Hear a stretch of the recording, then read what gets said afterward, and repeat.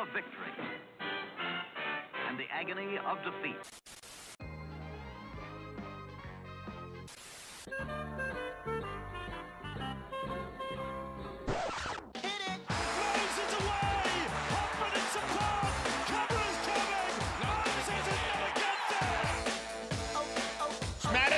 Great ball around the corner, Petticini, he beats them all!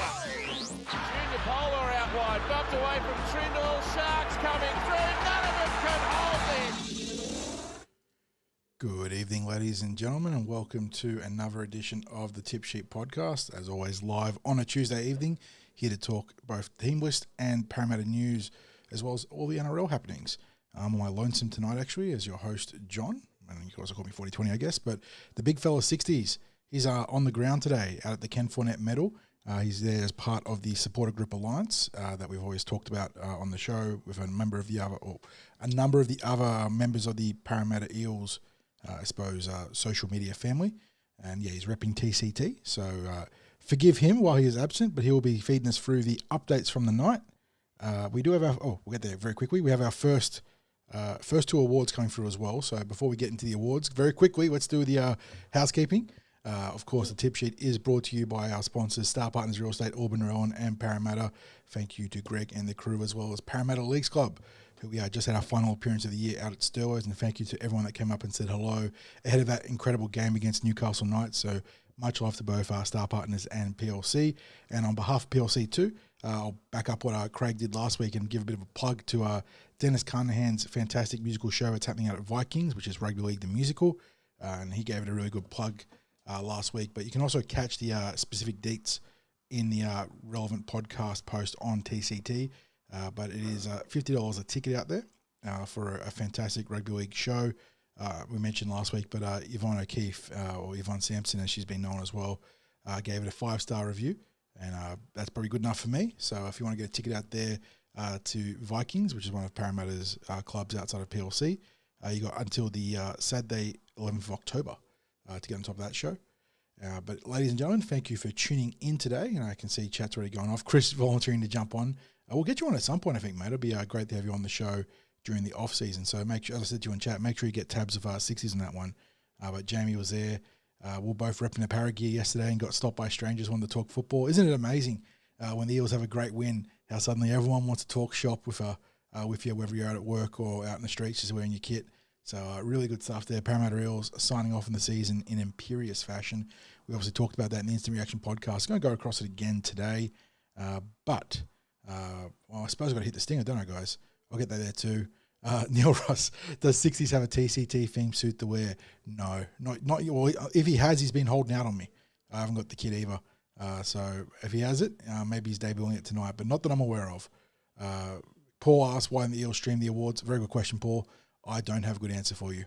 It is the year 2025, and we could easily be live streaming the KT Medal, and without compromising the value that people get from attending it. I think that would be very fair to all members, even if it required Parramatta Plus, the online membership that all members get access to by being a paying member. I think that's a pretty reasonable compromise. But yeah, we could very easily have a live stream of the KT Medal, and I'm hoping that the club commit to that sooner rather than later. A tip sheet tux. Imagine if they gave us permission to run around like the Chaser, causing all sorts of carnage at the KT Medal. Chris is saying they did stream it one year. That was a COVID year, wasn't it, Chris, that they streamed it, I believe. But yeah, it's look, it should be a regular fixture on the digital calendar for the Parramatta Eels, and for all clubs by that much. This isn't just me being critical of the Parramatta Eels. But yeah, on that note, let me hit the stinger, and we'll get right into what's happening in Parramatta and beyond. Although it is a little bit more lonely doing it by myself, isn't it?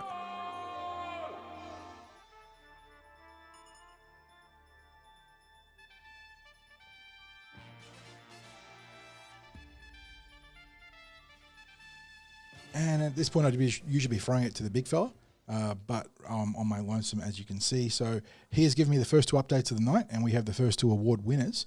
I'm not sure how they're structuring it, because usually it is obviously Flegg, then going into New South Wales Cup, and I imagine Harvey Norman's this year with the inception year for the Eels there, and then the obviously NRL and NRLW. But we do have NRL awards lead off the night, but not the primary ones, but the BGA Player of the Year, the Blue and Gold Army Player of the Year, Not a surprising pickup here. It's Isaiah Yongi. So well done to young Isaiah for perhaps the first of a couple of pickups for him this particular night. And then the Ray Price Community Award going to Jack Williams. So a couple of new faces there already taking out some of the big gongs there. The BGA Player of the Year, Blonde Army Player of the Year, Isaiah Yongi, and the Ray Price Community Award going to Jack Williams. Was Jack Williams our rep for the Ken Stevens Medal as well? I can't remember. Ken Stevens Medal 2025. It would make sense. Vote now for the winner. Parramatta Eels. It was Jack Williams, yeah. Okay, so that makes sense. Jack Williams repping the Eels for the Ken Stevens Medal and also picking up the Ray Price Community Award. So very well done there for both of them. And yeah, I mean, Yongi has obviously been one of the breakout stars across the code this year. Came to the Parramatta Eels with just the one game, not one name. He's got two names, Isaiah and Yongi, but the one game to his name, and has just elevated himself massively within the eyes of the wider community. And yeah, Jack's been fantastic as well. So well done to both of them there. Alrighty, what is my docket? Because I need to get on top of this one. Let's wrap up the weekend results, then get into the team list news, because we've only got 3 games to cover this week. And of course, we had the Instant Reaction podcast that went into depth on the win against the Newcastle Knights in the NRL. But let's review the weekend action very quickly with chat. We've got 5 games, the final 5-game docket to go over this year before we cut down the 3 next week. And I'm hoping that it's 3 the week after that as well, with the NRLW and the NRLW staying alive and getting to the finals, and the New South Wales Cup finding a way to get into the grand final qualifier. But let's start with the NRL chat. Parramatta Eels 66 defeating Newcastle Knights 10. Obviously the Dylan Brown farewell game. Hatties for both Mitchell Moses and Josh Adokar, the first career hat-trick for Mitchell Moses, who I imagine picked up the 6 Dalian points there, although it's probably a moot point because he's not going to win the overall gong. Missed too many games. But yeah, Hatties for those 2 players there. Josh Adokar finishes with a share of equal third in the Ken Irvine medal. 19 tries of him, which puts him alongside Daniel Tupou and Xavier Coates. Just behind, obviously, the winner, who was also a winger in Mark Nwanganitawaze. And who was second? It was the Hammer, who fell just one short. He was carving up against the reserve grade Canberra Raiders team and then did it in MCL. So big win there for Parramatta Eels. Largest historical win against the Novocastrians for our club. I think I was looking at the stats today when I was doing the weekend wrap, and I think the best win prior to that was in 05. We cleaned them up 50-0, and I believe was that round. I have the information here. It was where was it? You'd think I'd have this one. I mean, I have it in front of me, but I just can't read it. I'm going blind. But it was the biggest win since 05. We went 50-0 in that season. I think it was round 15. Yeah, we spoke about it in depth. I don't know, guys. What's your, with the benefit of a couple of nights to sleep on it and let the good vibes, I suppose, ferment? What do we think about that one? Yeah, I agree, Chris. I wish we do have another 4 rounds left in the season. Yeah, RLH. Thank you, mate. Yeah, it was marathon. Yep, good shout. Yep. So big win back in 05 against the Knights, but the Eels eclipsed that in round 27 this year. And I respect the hate there, RLH. Yeah. Look, I respect Newcastle fans for the fact that they always turn out. But yes, I also respect having a bit of a grudge against the club. That's sports. You know, you can't get along with everyone. But yeah, with another 3 or 4 games in hand, Chris, there's a very good chance we could make the finals. Although it is a weird year, isn't it? I was looking at the table, and we all know that 30 points with OK for and against tends to get you into the finals in a given year. Not so this year. A little bit similar to, I think it was 2018, where there was a very high cutoff for the finals. The Sydney Roosters holding off the rest of the pack, or the chasing pack, on 32 points. So a very high barrier of entry for the finals this year. Been a very, I suppose, reflective of how odd but competitive the year has been in the NRL. Eels are finishing 3 wins adrift, but still one of the better teams outside the finals. So it's rough, and I'm sure if you go back and look at our docket of games, if you go back and look at the draw, you could probably circle 5, 6, 7 games that were imminently winnable for the Parramatta Eels that have cost us in the context of making the finals. Round 2 against the Tigers, round 3 against the Bulldogs, round 4 against Manly. Then we had the round 9 game against Cronulla. That was a good game that we went down and lost by 10 points. That was the Bailey Simonson controversial call being tackled in the air. Was it? I don't know if it was Kyle Iro, but he tackled someone in the air. We blew a game against the Dolphins. We had a tough loss against the Panthers in round 13, 18-10. Same with the Bulldogs. We went down 30-12, but there was a lot of controversial calls in that one. We wasted that game against the Dragons the second time around. Horrible first half. So, yeah, I mean, there's obviously the South Sydney game too. There is a stack of games that when you go back and review the tape that we blew, but that's sports, isn't it? And the deals that we saw in the first, even, I know everyone talks about the first month, but the first half of the season, the Parramatta Eels are a vastly different team to what we've seen in the more recent last couple of months. I want to say, looking at this here, I mean, the Brisbane game, right? That's probably where you really draw a line in the sand. We lost a tough game against the Raiders the week before, and we went up to Suncorp and played some fantastic football. Beat them, barely lost the Storm, beat the Cowboys, lost the Rabbitohs, and then won 3 straight. So really strong last 2 months of football there for the Parramatta Eels. And, yeah, they will lament some of those missed opportunities, but by the same token, I think they're going to be used as a real chance to review and grow heading into the upcoming preseason. Yeah, Jackson, I agree. Yeah, the Moses factor, Moses being out for so much of the season really skews the scales negatively for the Parramatta Eels. And it is so hard to go through the lens in a review sense and look at those games and then say, well, how much more does Moses improve the team? Because you look at how much he did improve the team in recent months, and yeah, the answer is a lot. So there were a lot of winnable games that would have been even more winnable had Mitchell Moses been healthy. But that's the way the beast breaks, isn't it? Or the way the cookie crumbles, the nature of the beast, whatever idiom you want to use. Another update. I think Iongi is leading. They must be doing a Dally M style approach this year. I think Iongi is leading the charge after 7 rounds on 11 points for the overall gong, the KT medal. And as those updates keep trickling in, I'll let you guys know. But yeah, in the context of that Newcastle game, guys, anything else you want to say? Dylan Brown's farewell, Will Penasini's 100th game. He bottled a couple of tries and got one in rather comical fashion, although I think it was the right call from the bunker at the end. But yeah, perfect way to sign off the season, wasn't it? Parramatta Eels. It's kind of hard to make a statement win when you're not going to make the finals, but the Parramatta Eels made a statement win. They were the strong favourites coming to this one, and that is a tag that they haven't traditionally, handled with a lot of aplomb, but they just took care of business on Sunday. The only time that they even looked remotely like taking the foot off the throat was between the 50th and 60th minutes, where they just had that small passage of play where they didn't put the Knights to the sword, but then they responded in the final 15 or 13 minutes or so and really went on with the job. Yeah, Chris, yeah, June's got off the nudie run. And I was joking in my blog today that he probably owes Charlie Geimer a steak dinner for the room service try assist that was handed to him. But then you saw the images of him toting that sledgehammer in the dressing room. And maybe there's a few players in the squad that owe Junior some money. So I don't know if Charlie was one of them. But yeah, June's with the Triple H look in the changing rooms, in the dressing rooms there. Jamie saying that Dill leaving could evolve his game to evolve into Dill bags. I mean, I've said it on the show before, guys.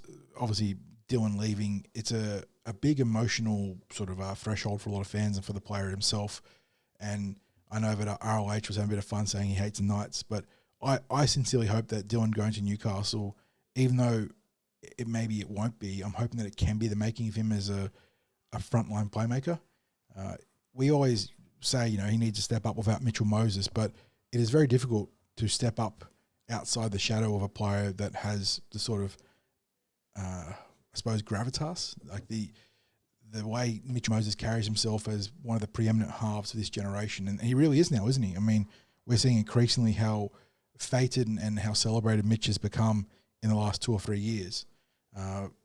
He is one of the premier halves in the game right now in the code, and it's not easy to step out of that shadow and try and be the guy at Parramatta because Moses casts such a long shadow. And I'm hoping that him going to Newcastle can be the making of Mitch, and certainly the Newcastle Knights, making of Mitch, making of Dylan, and certainly the Newcastle Knights fans will be hoping too. And yeah, I mean, Jamie, exactly. The way he carried himself after signing that deal, he didn't want to leave the club early. He didn't kick stones. He was everything you want to see, an utter professional.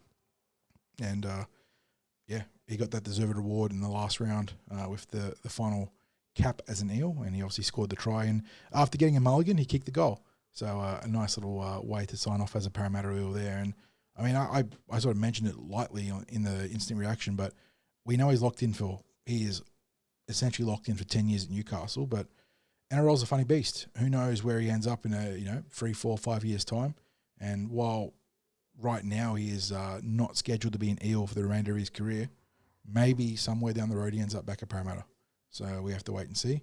Who was that I saw there? Pete was asking what was the deal with the sledgehammer. I got no idea, Pete. I don't know. I think Junior having a bit of fun in the dressing room maybe.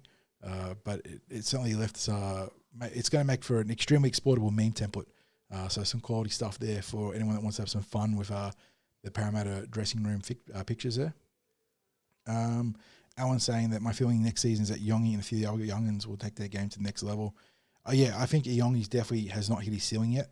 A player that young, 22, and in such a position of high responsibility in terms of the modern game. I mean, fullback, it's right up there with obviously half, 5'8", and dummy half now. I don't think we've seen the best of Isaiah Yongi yet, and that's really encouraging. Jackson saying it's funny how people are saying that Mitch is an elite halfback. Clearly a great system player in a great system, but Moses has quite the kit bag too. Yep. I don't think there's anything unfair about that. Cleary is a fantastic player. Perhaps the most consistent high-level club player we've seen maybe ever. But I think the way Mitch plays the game is just it deviates from Nathan's kit in a way that he plays more heads up, more aggressive. And while Nathan has been so good for consistency in winning those 4 premierships, I think there's a pretty reasonable case to argue that if you put Mitchell Moses in that Penrith system, they probably don't lose any premierships in that same window. Again, both how good the premiership squad is for Penrith across those 4 years, but also how good both halves are. Not to demean Nathan and not to try and put Mitch over him, but yeah, between those two and Jerome Hughes, it is kind of ridiculous the calibre of halfbacks we have right now, and obviously a rising half like Katoa at Redcliffe. There is some serious playmaking talent in the NRL right now.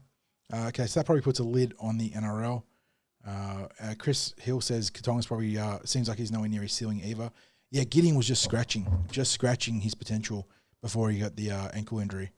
And Jamie's backing up Jackson there, saying I'm one-eyed AF, which of course as heck we'll go with.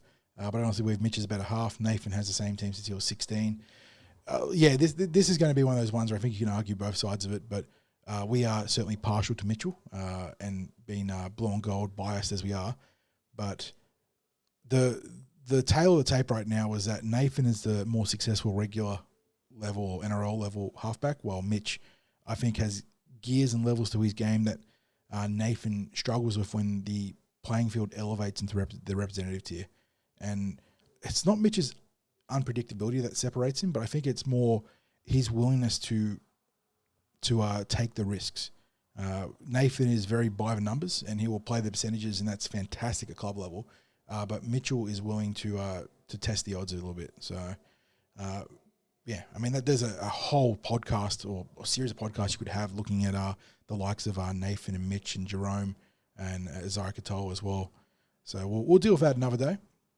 Let's move on to the NRLW. Parramatta Eels 38 over the West Tigers 4.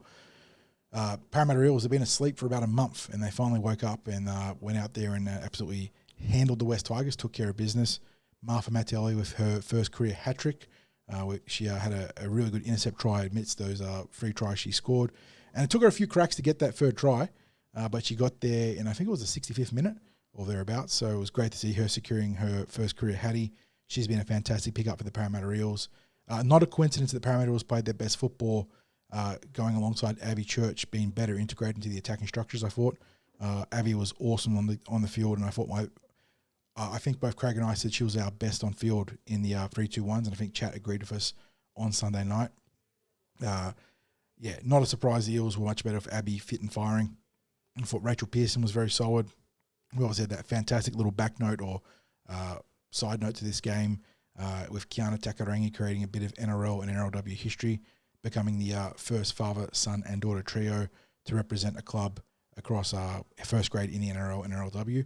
And also, in scoring the first try in the 5th minute, another incredible piece of NRL, NRLW trivia, they became the first father, son, and daughter trio to all score tries for the same club in first grade. So follow those little deets away for the NRL trivia competitions, because I'm sure they're going to pop up in the coming years.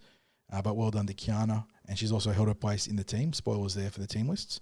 But we also saw the debut of Fontaine Tafua, another one of the extremely talented Tasha Gale prospects that we had this year, premiership winner in that grade. And she was in her junior year of eligibility. So I think coverage says she was 19, but she's turning 18 this year. And she joins Riverley, Arlaw, and Tess McWilliams as a really, really exciting building block for the future for the Parramatta Eels. Had a really solid debut, 10 runs, 100 metres off the bench, I think a couple of tackle busts and a line break. Not much more you can ask of a young forward on debut, replacing Elsie Albert. And I know she didn't directly replace Elsie, but picking up the slack in the aggregate there. Really, really good effort there from Fontaine, really good effort from the girls. They stay alive in the hunt for the finals, but it does require outside assistance. Parramatta Eels are half a win back on the Gold Coast Titans who had a draw, so they're not going to be able to catch them on for and against with results going their way. Instead, the Eels need to win this week against the Canterbury Bulldogs, and they are requiring the Canberra Raiders to upset the Gold Coast Titans. Not impossible, but I would put that one firmly within the realms of improbable. Jackson commenting on the NRLW, and look, I think this is fair, Jackson. You say that they need to stop putting these games on after the men's, especially on a Sunday night. Felt so horrible for the girls of about 20K or hitting the X's before they even ran out. Yes, and look, that we know that's a function of the TV scheduling, and I do think they could take a different tact on that one and make it work more fluidly to better support both products. And yes, it is not a great look. And I do respect everyone at CommBank that stuck out there and watched the fantastic effort from the girls. And Jackson, you're 100% right, mate. I don't disagree. But yes, 6:15, and like you said, Neil, 6:15 p.m. on a Sunday night is just a terrible time slot. Not so much from a TV perspective, but if you're trying to attend a game and you've got a young family or you've got work on Monday morning, well, like work is in an early time at work because most people got work on a Monday. Yeah, that is just rough to stay out there to 8:30, 9 o'clock and then have to get home and then, figure out stuff for work the following day. Definitely could be a different approach to that serves both the TV audience and the both the crowd and the girls themselves better. But they don't pay us enough to solve that one, and I'm hoping they can get on top of that heading into next year.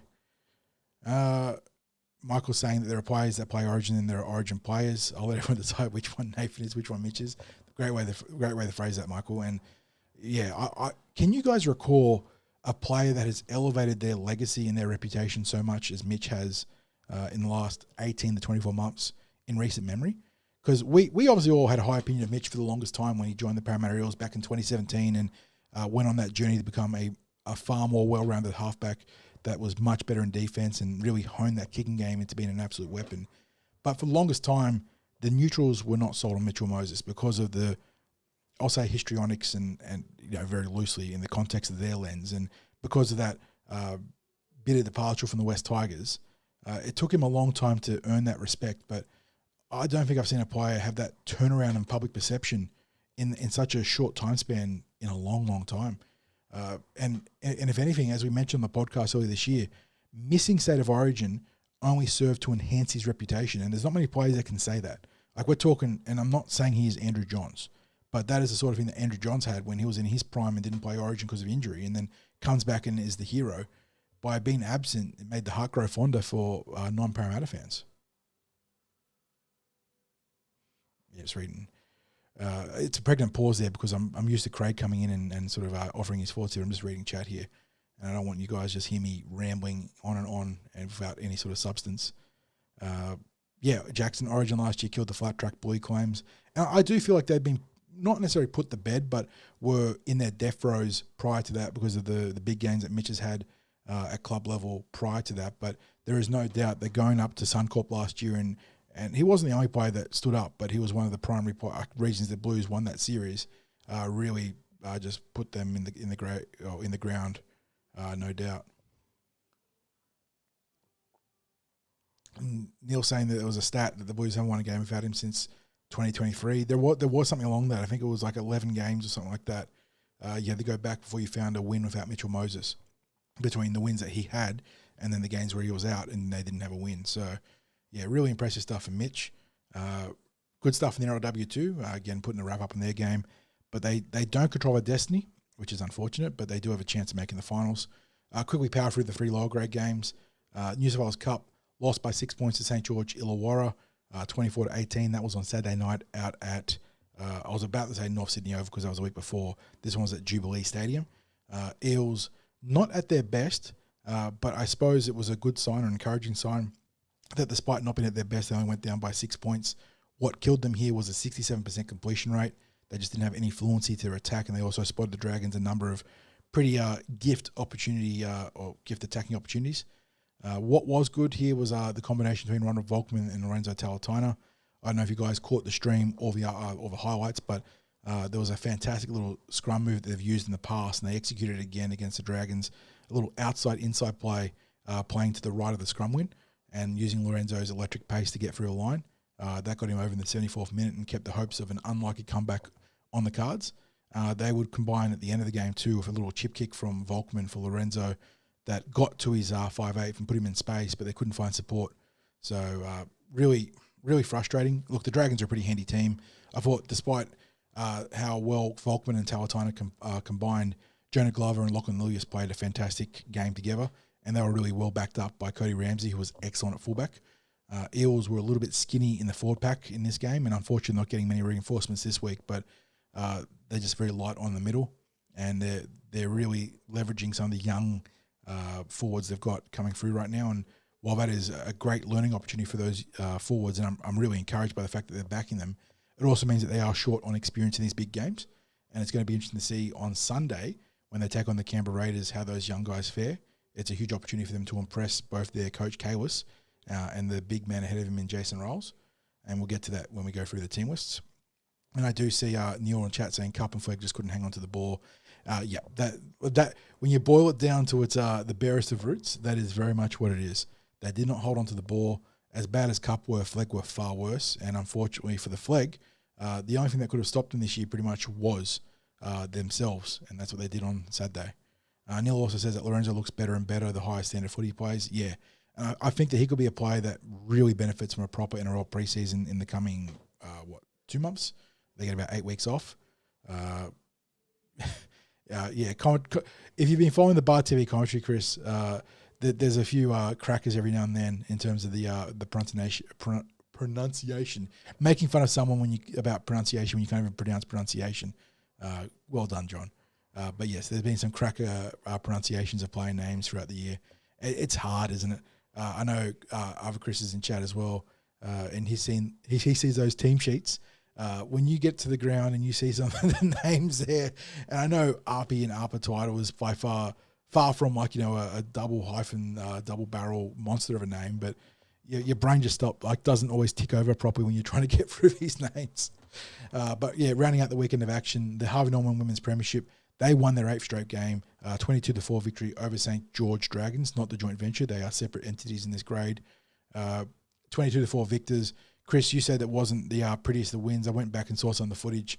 I agree. They still did a good job getting out there. Spine heavily O'Shea Olay, Chris Hill, yep. Spine heavily involved in the 5 tries the Eels scored. Ella Carlisle put on a great try assist to Tamira Liardi down the left edge to start the scoring in the 5th minute. Elise Ifan then put Zoe Faye over 10 minutes later, then nabbed her own try. Big dummy and run through the line there. Kalia Gray at lock forward put her captain Jess Kennedy over just to the right of the post with a really nice held-up pass. Kind of similar to what we saw of Jermaine Hopgood and Matt Dury on the weekend. So nice little mirroring of plays there between the 2 teams.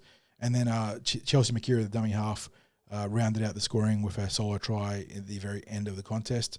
That lifts the Eels to an 8-2 record in the competition, but as Chris pointed out in the instant reaction, unbelievably, an 8-2 record after 10 weeks, and they are not secure with a finals berth, which is crazy.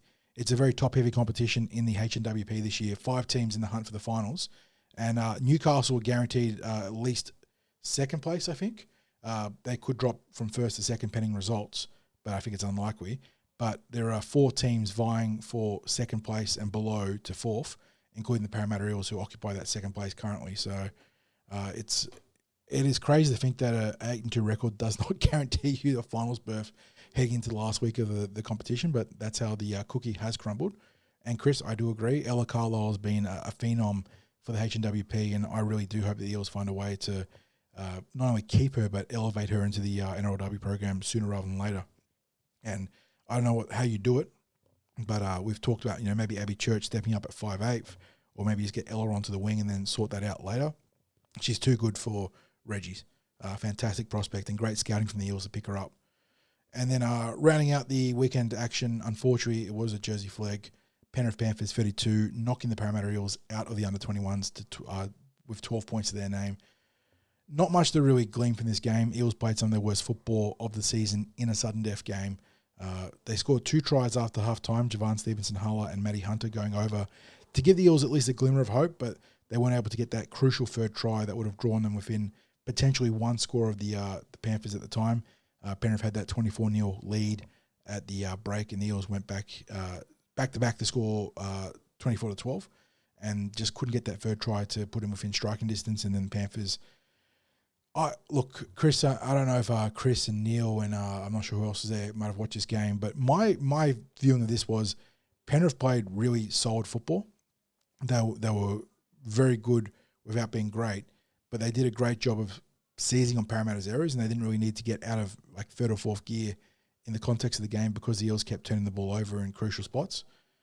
We also there was a big spot in the first half when I think it was Bo Lucian should have gone over under the post, but the fullback Jackson, I can't remember his name, Jackson something, managed to pry the ball loose from his grasp and save 6 points. Real shame that they got knocked out here, but we do see at least one player stepping up into the New South Wales Cup this week in Tyrese Lakini, so he still has a chance to play meaningful football. And a number of players in that team have aspirations well beyond the Jersey Flegg and a final series in season 2025. So they sort of pick up the mess that is the loss right now and get ready for the preseason. We got questions in chat here. Neil Ross says maybe Church of 5'8" and Carlisle at fullback. That is definitely one of the configurations I will consider, Neil. I think Abby's got that playmaking ability in her bag, and we saw that on the weekend with the try assist to Kiana Takarangi. She also busted the line down the left edge and set up, I believe it was Flegg in with another great piece of playmaking. So Abby's got that ability to be more than just a tertiary playmaker, and I think that would be something the Eels can explore. Brad says, do we know who our 6 development players are for next season? Lorenzo, Latu, Funayuta. That is a good question. What I can tell you is that I think the Eels have some, and this is not in any official capacity, the Eels have some roster management to do with their dev spots. And I think we'll get some clarity, I hope, soon. But right now, I think Lorenzo and Josiah are 100% dev for next year. The club specified in Lorenzo's extension that it's dev top 30 for his 3-year extension. Josiah is top 30, is development. I'm not sure. I'll take that question on notice. Let me get back to you in a follow-up podcast for that one, because like I said, there is some stuff club side that they have to confirm in terms of the red tape, I suppose, for the dev spots. Neil says you missed it, but like in the preview, they bit themselves. Yeah, exactly. Young Lydia was very good with the Panthers down that right sideline. Great speed and just footy ability, I suppose, is probably the nebulous term I'd use. And obviously the Lydiards have a strong connection to both the Eels and the Panthers, but more so the Penrith side of the equation. He'll be playing first grade at some point. Neil also asks, AMS still there? Good question, and that is one of those ones that I cannot speak on behalf of the club for. That is, what is his, let me just tell you what his contract status is, because, and again, take this with a grain of salt, because the NRL signings portal was changed this year in regards to player options. So if there was a club option that existed, which I'm not sure there was, but for instance, in this case, if there was, it would not be on the portal anymore. So Miller-Steven is contracted as of only this year. Current development contracts, Miller-Steven, Keir, Tungor, Funayuta, Smith, Pryke, and Latu. Latu is also listed as dev contract for next year. So you can, and Riley's listed as a 2026 dev, but now NRL. So I'm pretty certain you can scratch Riley from dev. I think with that secondary extension he signed this year, he's been elevated to proper top 30 for the remainder of the contract. But Lorenzo, Josiah, and Will are almost certainly development prospects for 2026.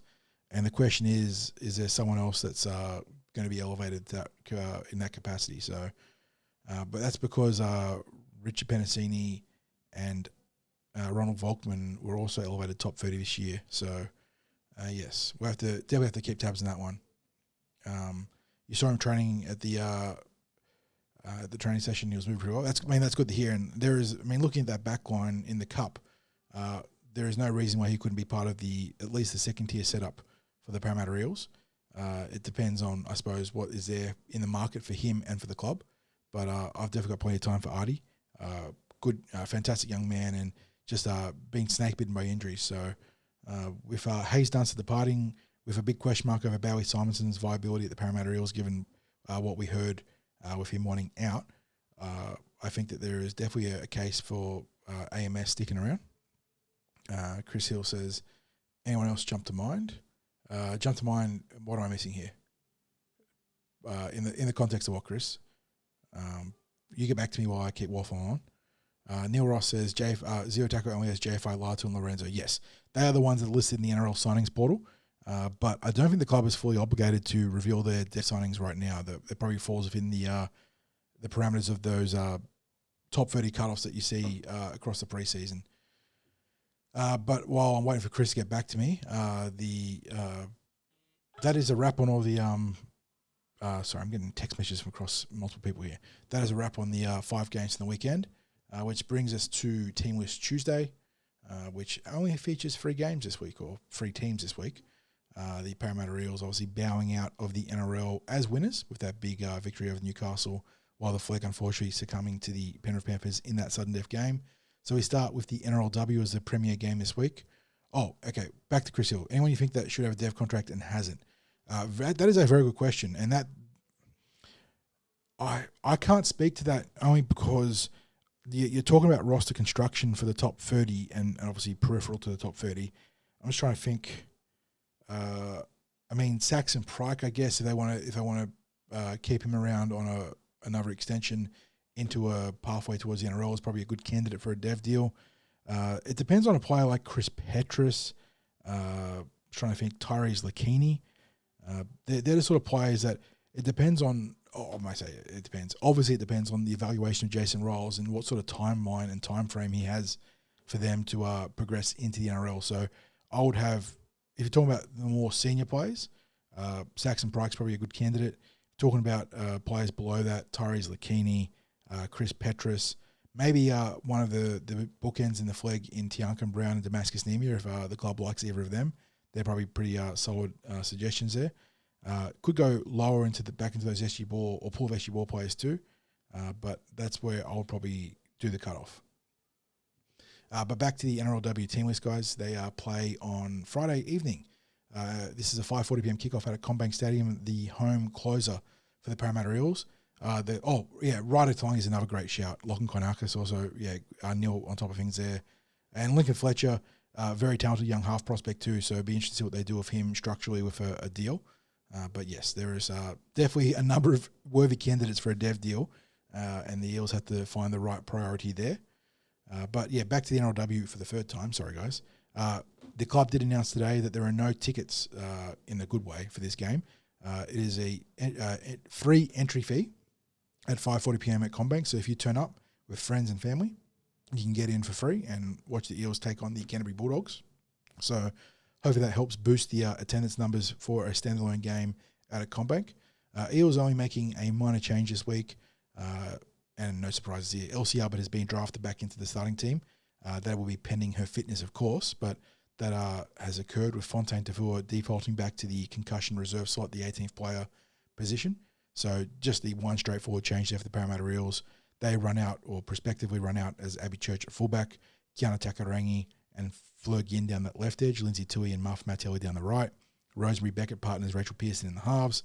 You got Albert alongside Ruben Cherrington, Brianna Eels in the front row, Chloe Jackson, Mahalia Murphy on the edges with Mahalia with the captaincy to her name, Kendi Cherrington locking out the scrum. Then the interchanges, Boss Kapua, Paige Travis, Tess McWilliams and Riverly Arlaw. I mentioned that Fontaine is the first reserve. She's joining the extended roster by Tanika Todd Hunter, Ruby Jean Kennard Ellis, Zoe Faye and Mia Middleton. So no major changes there, barring Elsie coming back into the fold, which is no surprises. And that takes place on Friday night. And if you do want to get out there, like I said, no ticket price. So as good a reason to get out and support the NRLW as you're ever going to get. So if you do have the time, and look, I said, you've got the time. We complained about the 6:15 slot on Sunday being pretty ordinary to attend. Ditto for 5:40 p.m. on a Friday night. I know that there's going to be plenty of people either knocking off work at 5 o'clock or still working to 6 or 7 that won't be able to get there. If you do find yourself with that window of opportunity, get out to Combank though. Support the ladies. Moving on to the New South Wales Cup, they are still alive. They enter the week 2 of the finals, going out to Leichhardt Oval on Sunday. It's a 5 o'clock p.m. kickoff where they meet the Canberra Raiders. They too have just the, I was about to say just the one change. That's not true. They've got 2 changes. They've got the one change to the starting team is probably the best way of phrasing that. Bowie Simonson is out, apparently suffering from concussion-like symptoms in the wake of that loss to the Dragons on Saturday. He has been replaced by Jordan Samrani, who we did talk about in the last podcast as being Cup eligible for the finals. So not a surprise that Jordan's back into the fold for Nathan Kalis. He goes straight into the centres in a 1-for-1 replacement for Bowie Simonson. So it's a pretty handy replacement to have for a player like Bowie to be able to drive Jordan Samrani back in. That helps the back line stay very competitive. 5 p.m. on a Sunday at Leichhardt, where else would you rather be? You could answer that in multiple ways, I suppose, Chris. I imagine if you asked myself for Sixties, it'd probably be a bit more tongue-in-cheek, but I'm sure there'll be people that love Leichhardt at Sunday. But the other major change to the team this week is Tyrese Lakini coming onto the bench. I believe he replaces Isaac Jim, who didn't actually get onto the field on the weekend, I think. If I'm not mistaken, reading the minutes list, the Eels played with 16 men against the Dragons, which is certainly not conducive to being competitive in a final, but it also speaks to the situation the Eels find themselves in with a lack of seasoned middle forwards. But he goes onto the bench alongside Cruz Natili Schmidt, Yeti Samuelu, Ryder Talangi, who we mentioned as a prospect for a dev contract heading into 2026 and beyond, which means the Eels line up in the starting team with Alpa Taito at fullback, Jake Tangor on the wing, opposite of Samuel Loizu. Araz Namba is the other centre opposite of Jordan Samrani. Lorenzo Talataina and Ronald Volkman are your halves. In the front row, we've got Brock Parker, Joey Lussick, and Tony Matayeli. I thought Tony played a pretty good game against the Dragons when all things were said and done, but probably was a victim of a lack of support or a lack of experienced support for the middle, and I'm hoping that the young Bulls can get around Tony this week. On the edges, you've got Josiah Funarayuta and Will Lewis, another pair of young forwards there, and then Dan Keir bringing experience to the back row. And Dan, part of the departing Eels list that the club announced ahead of kickoff on Sunday. So Dan, with potentially his final game as a Parramatta Eel. So a lot to play for here with the Parramatta Eels. They take on the Canberra Raiders. And the Raiders, for their side of things, they've got a pretty different team than I expected. They've got a lot of outs, or at least a lot of changes. So it'll be interesting to see how the two teams shape up on Sunday. Craig and I will talk about this one in a abbreviated preview podcast later this week, but still plenty to talk about there. And then the final game, or the final team list for the final game, is the HNWP squad. It's their regular season finale like the NRLW, and they are out at Lidcombe Oval on Saturday, 12 o'clock p.m. kickoff, taking on the Tigers. Eels needing to win to guarantee their berth in the finals. They can still make the finals if other results go in their way in terms of losses to the Sharks, the Mounties, and the Steelers, I believe, was the other team that's in the hunt. So they do control their own destiny, but could also fall into the finals if things go their way. And there is a change here, sorry, but they're a majority of the same team that won against the Dragons. Ella Carlisle, who we gave plenty of love to in chat in the podcast earlier, is at fullback. Brad, I'll get you a question in a minute, mate. You got Paige Knapp and Tegan Long on the wings, Timur Eliade and Zali Faye in the centres. Matisse Bettridge and Elias Sufan are the halves. Jess Kennedy is the captain in the front row. She works in the front row alongside Rory Mueller and Ruby Jean Kennett-Ellis. Rory being the major change there. She comes in for Chelsea Makira. Bella Sanford and Josephine Lanaz are on the edges. Kalia Gray at lock forward. Then you got Ava Jones, Ashley Pottinger, Alana Lockwood and Matoisha Kalepo on the interchange. Caitlin Pearden, the 18th player or concussion substitute. And yes, big game here for the Eels. They look to get into the finals. And going to your question, Brad, you ask, do we know how bad Will Latu's injury is? He hasn't seen the play for ages, but is never on the injury report. He is not on the injury report because I don't believe he is. Let me just go back to the NRL signings portal. Where are the Parramatta Eels? That is the North Queensland Cowboys, which means I've got to scroll down. Will Latu. He is a 2025 dev contract, so he technically could have been on the injury report, but the club has taken the luxury of not listing him. So, yeah, I couldn't give you the feedback on how bad the injury is. I did see him in the limited media we got for the Players Mad Monday boat cruise. he was there with the fellas, so I didn't see anything noticeable in terms of medical apparatus on the legs. Because I think he did an ankle or knee injury. I'm not sure if it was syndesmosis or an MCL, but it was enough to keep him sidelined for a while. But I do imagine that he'll be fine for the preseason, which is the important thing now. But yeah, no official injury report for him, Brad, and it has been frustrating to try and keep tabs on him. I don't know if Chris has any more feedback to give on that one, but we haven't seen Will for a hot minute, which is a real shame because he started the year so well and would have been a very handy acquisition to have, or a very handy talent to have for the finals. We do have another update from the Ken Thornett Medal as we move into the Jersey Flegg Award recipients. The Brett Kenny Coaches Award in the Jersey Flegg, and no surprises here. Actually, you know what? Let's throw out the chat. Who do we think is the Coaches Award for the Jersey Flegg? There's been a few players that would probably be standouts for the Coaches Gong. Of course, coaches tend to reward players that train well and play well. So before I announce the winner, any tips on who it is? I'll give you guys I know there's a slight delay on broadcast the chat, so I'll give you guys 30 seconds to put your votes in. But we also have a players player coming through as well. So I've got the Jersey Flegg players player and the Coaches Award. So, yes. But yeah, in terms of Will Latu, yeah, very much a case of it is what it is, which is it sucks. But the clubs are not beholden to a full injury report for lower grades, and that means it is incredibly frustrating to try and project these things. We did get a question about anyone being too injured to do the preseason from Chris Hill. That is a very good question. And what is our injury status right now? The NRL injury report was Kitione Katonga with syndesmosis. We obviously had Luca Moretti with an MCL sprain. Was it Luca? I know that Sam Tuivasa had an MCL sprain, but I think we disclosed it in the podcast on the weekend, but he's back to running very soon, which is a massive boost for the Parramatta Eels. Where is our last injury report? Let's go find that. We have Tiankan Brown being mentioned as the candidate for the Coaches Award. Good shout. Not quite right. Coaches Award has gone to Dom Destratus, who was a super reliable asset for Jordan Rankin this year, being able to play multiple back row positions and centre, and he picks up the Coaches Gong. Players player goes to Josh Lynn, and the Steve Ella overall player of the year. And again, this one's not a surprise. It was Joshua Lynn's running mate in the halves. And unfortunately, departing Eel to the Newcastle Knights, Matty Hunter, who was excellent. Fantastic captain and player for the halves in the Eels this year. For the Eels in the halves. Hello? And it's like Dylan Brown, wish him the best at Newcastle. And I could see him climbing through their depth charts very quickly. Matty had a fantastic year this year. And if he can keep piecing it all together, no reason why he couldn't go on to make an NRL debut sooner rather than later in the Steel City. But back to the injury report. Let me just go find the injury report. Sorry, guys. NRL injury update from last week.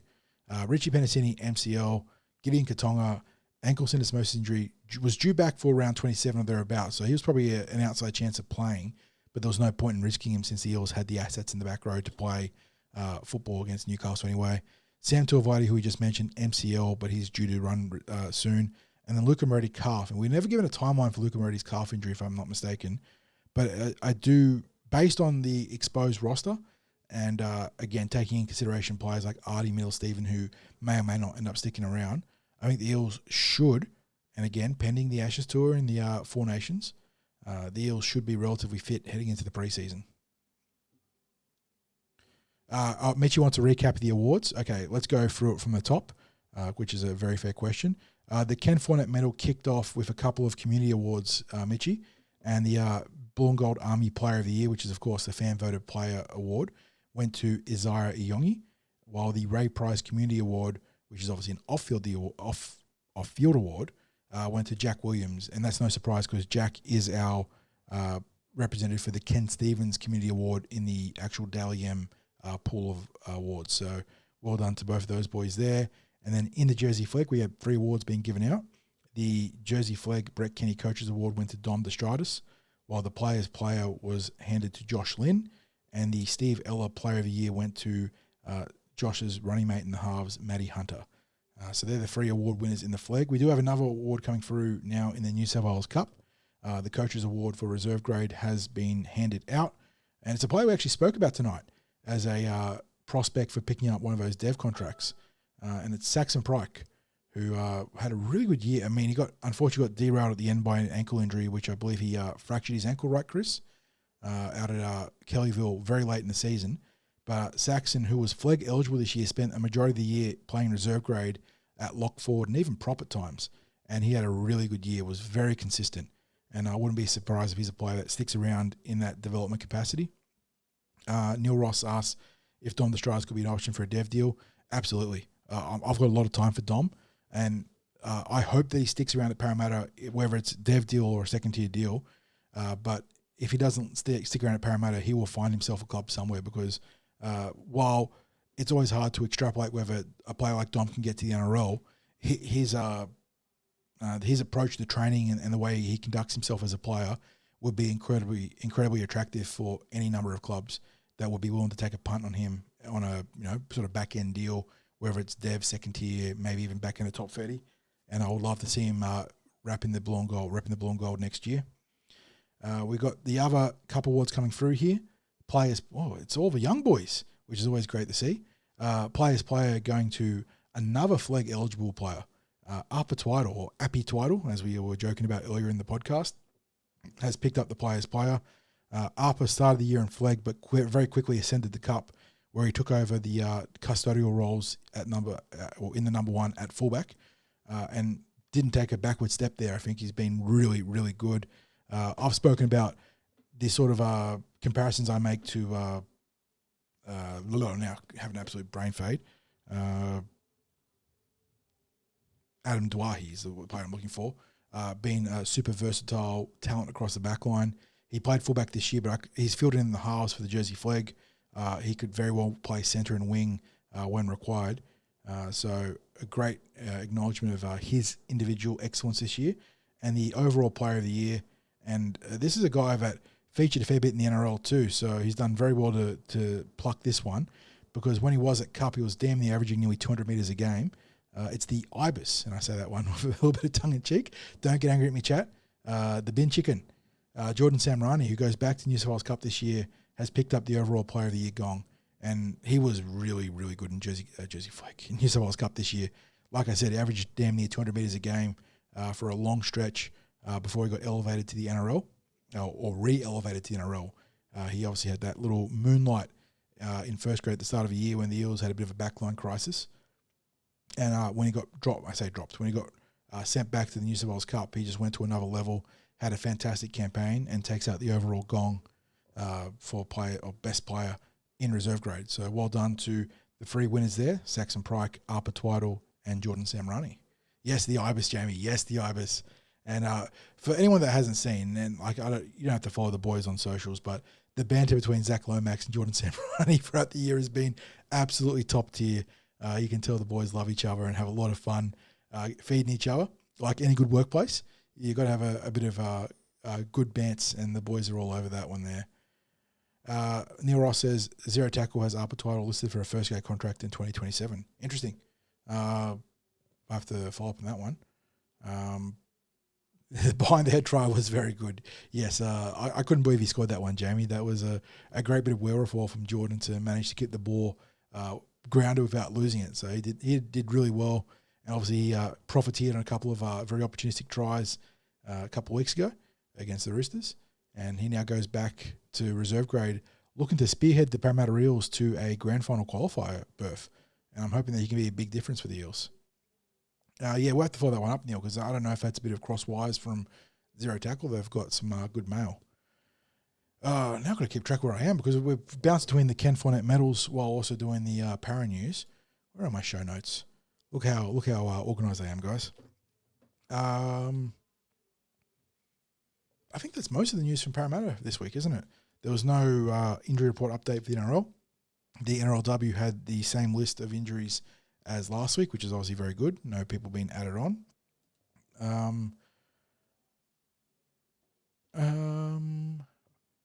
Okay. I understand why Mitchie's going hooker. I was like, what's context of hooker? Michael, we're going to talk about Newcastle. Very interesting stuff happening in the player transfer market within the last 24 hours. But I believe that is pretty much the NRL news. So I'm going to eschew this year's tradition of playing the intermission music and get right into the NRL news because it's much less fun. We haven't got Craig or another guest to react to the questionable music choice. Chris asked a good question. Any news for the Mad Monday celebrations? Right now, I'm very happy to report that I have not seen anything in regards to the Mad Monday celebrations.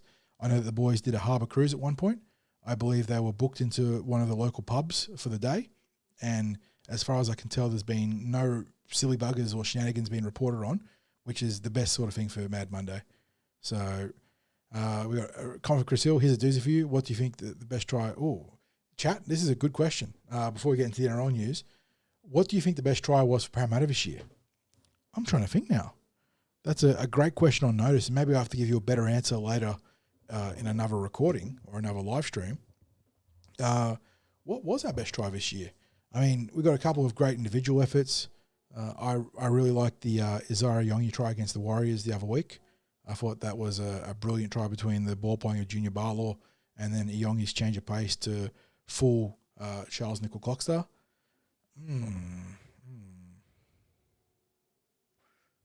I mean, Mitch's try on the weekend was obviously another cracker.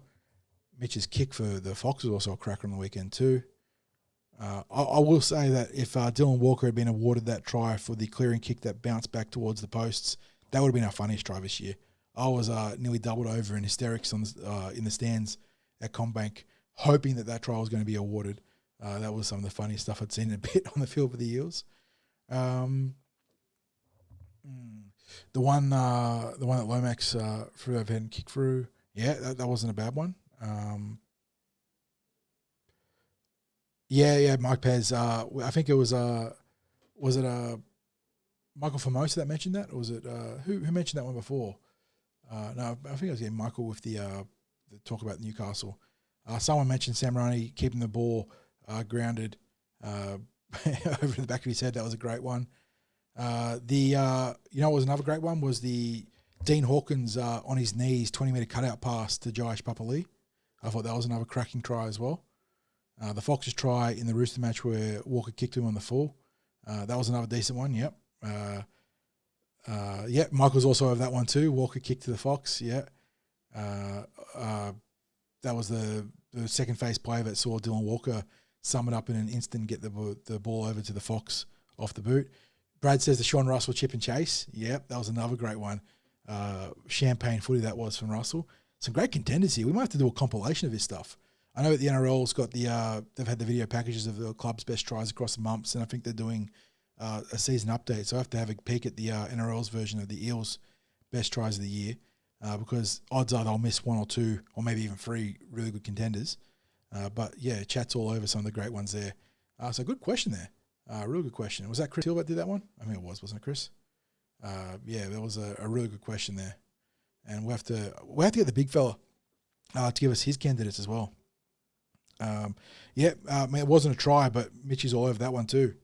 The celebration from the Lomax field goal with a broken freaking foot. Not quite Kurt Angle's broken neck, but not far off there in the context of footy. Kicked the game-winning field goal 25-24 for broken freaking foot. And then had half the team jump on him, which probably didn't help the recovery of the foot, but, that's footy. We have to revisit this one. Carl says the long kick try against the Tigers on Easter Monday. Was that for the Fox? I have to go revisit the footage on that one there. Mitchie, I saw that question. I don't know, mate. I don't know why Junior had a sledgehammer. I think someone must have owed him some money in the sheds and he was here to pay or collect on the debts.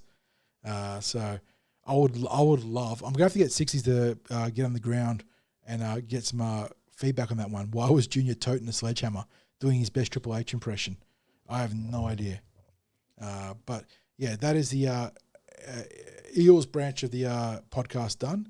We head into the Kelmer's flick pass. Yep, another good one, Jamie. I know he had some low lows to start the season, but Kelmer's also had some incredible highs. And if Jason Riles can unlock that next level of consistency to his game, there is a genuine rep tier back rower there to be had. He did some really great things in the back half of the year. Brandon Smith owes Junior dollars. The one to a Yongi, where he went down to a knee and just flicked it. Junior the game, Barlow, yes. So we'll have to do an edit of the game's Titantron for Junior. get it to the club to do next year when Junior enters the field. It's all about the game. All right, let's get into the NRL quickly, guys. We'll power through this one while the Ken Thornett updates still roll in. I imagine there should be Harvey Norman Women's Premiership awards to be given out, but at the very least, there's still NRLW and NRL awards to be announced. In the NRL, and again, where are my show notes gone? I can get rid of the team list. I can get rid of that one. We start the NRL news with a lot of market action. Jamie, I agree. How good did he look without the helmet, the headgear on? He looks so much more imposing with that the mean braid he's got going on there. Looks like a real bad hombre on the edges out there. But in the NRL, we had a flurry of market action in the last 24 hours. Long-term signings for the Canterbury Bulldogs and the Cronulla Sharks. I believe the Cronulla Sharks locked up Kyle Iro until the end of 2029. Iro's been a real breakout star for Cronulla. And I don't get to pat myself in the back very often, but he was a player that I tipped the Eels a long time ago as a potential value pickup out of Cronulla. But he's obviously gone on to really impressive things out the Shire and is now a core part of that back line. The Dogs. What about Canterbury, guys? 2031. They've got Phil Gould and Cameron Serrato signed up to. They've also had long-term extensions for Stephen Crichton, who I believe is signed to 29, and the winger, who my memory is terrible. I know it's Jacob Kiraz, signed to the end of 28. So some hefty transactions there at Belmore. Certainly Kiraz and Crichton, I can't really fault those extensions. They're players that aren't even in their prime. I mean, Stevens 22, 23, and Crichton maybe 24, 25. Crichton, what am I doing? Kiraz 24, 25. They're both fantastic players. And I don't generally get annoyed at clubs showing commitment to a coach and making a long-term extension. But 2031, that's 6, 7, 8, 9, 10. That's a 6-year extension for Serrato. A lot can change in a couple of years in the NRL. And I wonder if they've got a proper exit language if things do sour in that status between him and the club if things start going wrong for Canterbury. But, the Sharks did, yes, Carl, well done. Sharks did re-sign Jaden Brayley. One of the form hookers, if not the form hooker of the competition this year, had Blake Brayley. They spell it with a Y, though. Yeah, Blake Brayley. Had a bit of a standoff with Cronulla because they've been feeling the pinch of the cap, or at least that was a report. Been feeling the pinch of the cap and hadn't been able to nut out a deal. Was it a 3-year extension for Brayley, guys? I think he's turning 27 at the end of this month, so probably the last major contract he signs before looking at options. But no doubt that was a great extension for Cronulla, and he's been one of their best players on the field, not just for this year, but for the last couple. So big keep there for Cronulla. And look, I know that there was a stall in the negotiations, but that was very much a case of the deal was going to get done at some point, and lo and behold, it did. So I'm just reading updates in the KT Medal. Jack Williams and Junior emerging as front runners. And I think these are all players that we had in the mix, wasn't it, chat? We had obviously Isaiah. Jack Williams was, I think, my tip. I think Gallagher was in chat saying that Jack Williams was his tip too. And good old Junior Barlow, who deserves a shout-out too as one of only 2 Eels to do the Ironman Challenge this year. He and Jermaine Hopgood playing all 24 games for the Parramatta Eels. So well done to the 2 of the more seasoned forwards for the Parramatta Eels in that regard. But the other transactions that we saw this week, and I think Michael Formosa sort of tipped one of them, long-term deals at Newcastle and Manly for players that maybe not usually befitting of a 4-year offer, but we've seen Sandon Smith go to Newcastle on a 4-year deal, allegedly as a dummy half, go figure, we'll talk about that shortly, while the Manly Sea Eagles have picked up Kobe Hetherington from Brisbane on also a 4-year deal. I actually don't mind Kobe Hetherington. I feel like he's a pretty handy forward, but 4 years is usually the sort of deal you reserve for a genuine premium difference maker in your setup. So both teams obviously feeling the need to offer that extra year of security to their prospective recruits, and well done to the player managers on that account, I guess. They've gotten fantastic deals. Will Kennedy remains unsigned, Michael, yeah. Being the odd man out at Cronulla despite having a very good individual year, I do wonder what happens there. Does he take the 1 year sort of less than expected value deal Cronulla, or does he go elsewhere? Definitely one of the big players to watch in the offseason. Not so much from a Parramatta scope, of course, given that we've got A, Azara Yongi, but B, guys like Joash Papalii as well. But, yeah, Will Kennedy, one of the big free agents on the market right now. Neil says Seibold's desperate for front row, so it makes sense. Yeah, Kobe's an interesting one, though, isn't he? Because he's not an out-and-out front rower. He's sort of that tweener lock forward.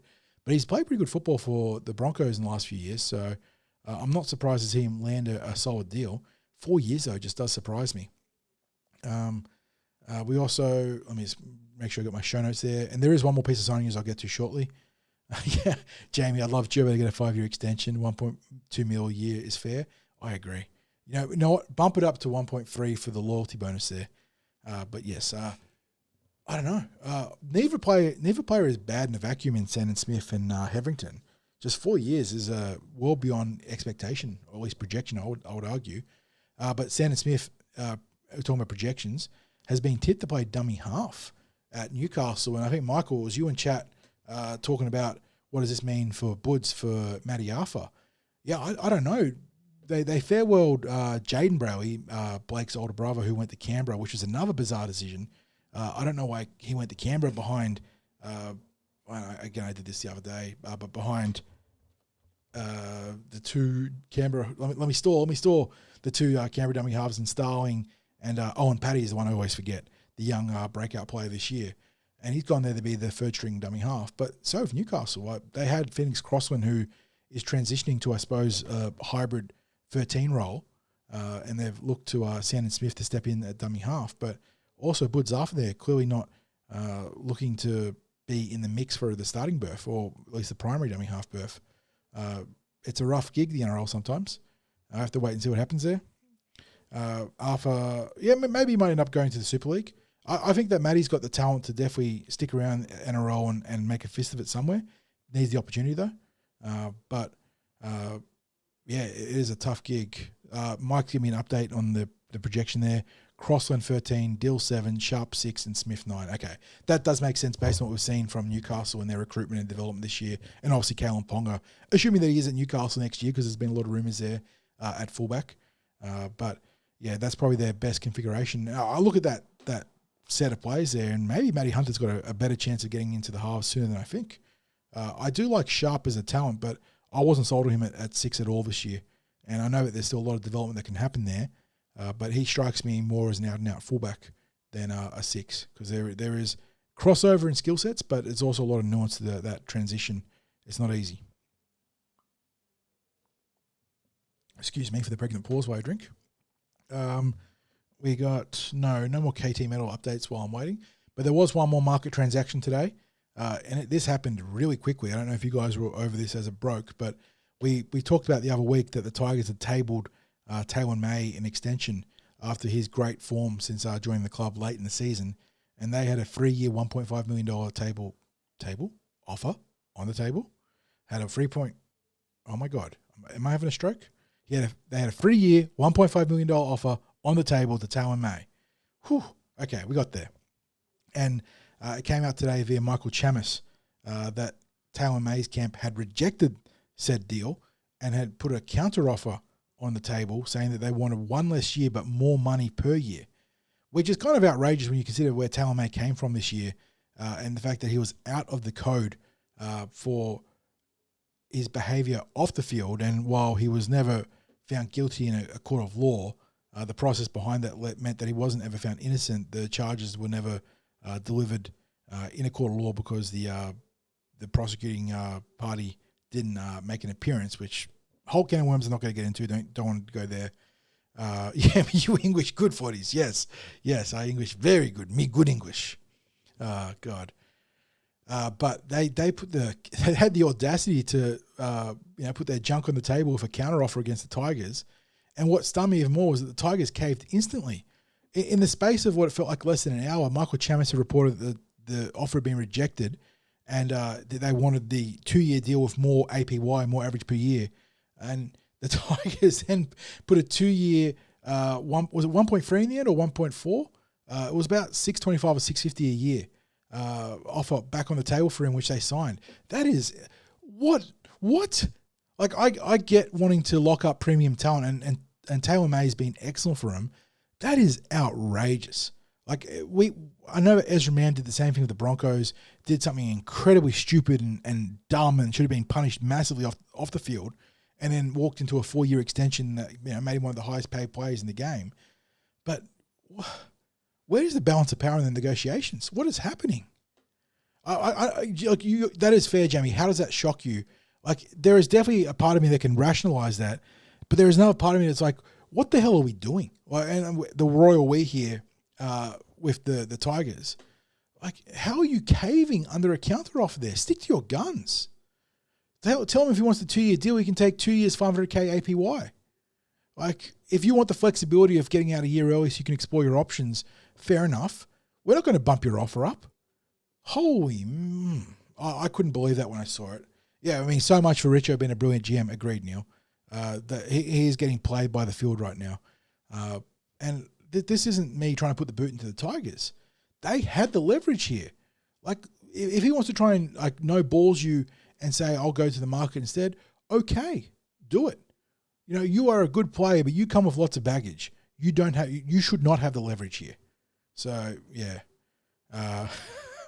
Mitch, you've been tracking Yongi's value throughout the season. You say he's up to 800,000 now. Look, I wouldn't be surprised that if or when the deal comes out that maybe the final year is up in that vicinity. I would hope that the Eels can squeeze a bit of value out in the first couple of years, though. But no doubt he is quicker and quicker approaching that kind of projection on notional value. Had a fantastic year. But yeah, that was all the major signings, unless I'm forgetting something, chat. We had, like I said, a flurry of long-term retentions, a couple of new recruits going to the Sea Eagles and the Knights. Just having a quick check of my breaking news tab. And I think that is the majority of the transactional stuff that's happened. So we move on to, again, back to my show notes, the other talking points of the week. We got all the, look, the finals are upon us, and that means all the cloak and dagger bullshit that happens. Players are injured.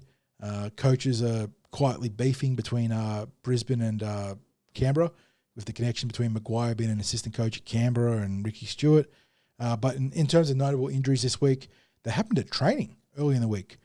Josh Papalii, obviously the Canberra enforcer there, and Reece Walsh, both allegedly injured at training.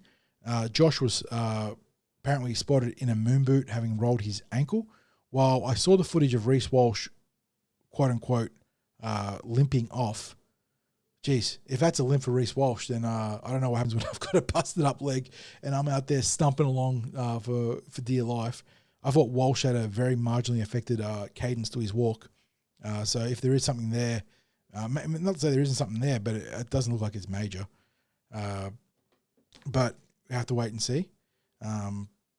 Could definitely, in the case of Walsh particularly, could heavily influence the Brisbane prospects in their week 1 clash against Canberra, which isn't sudden death.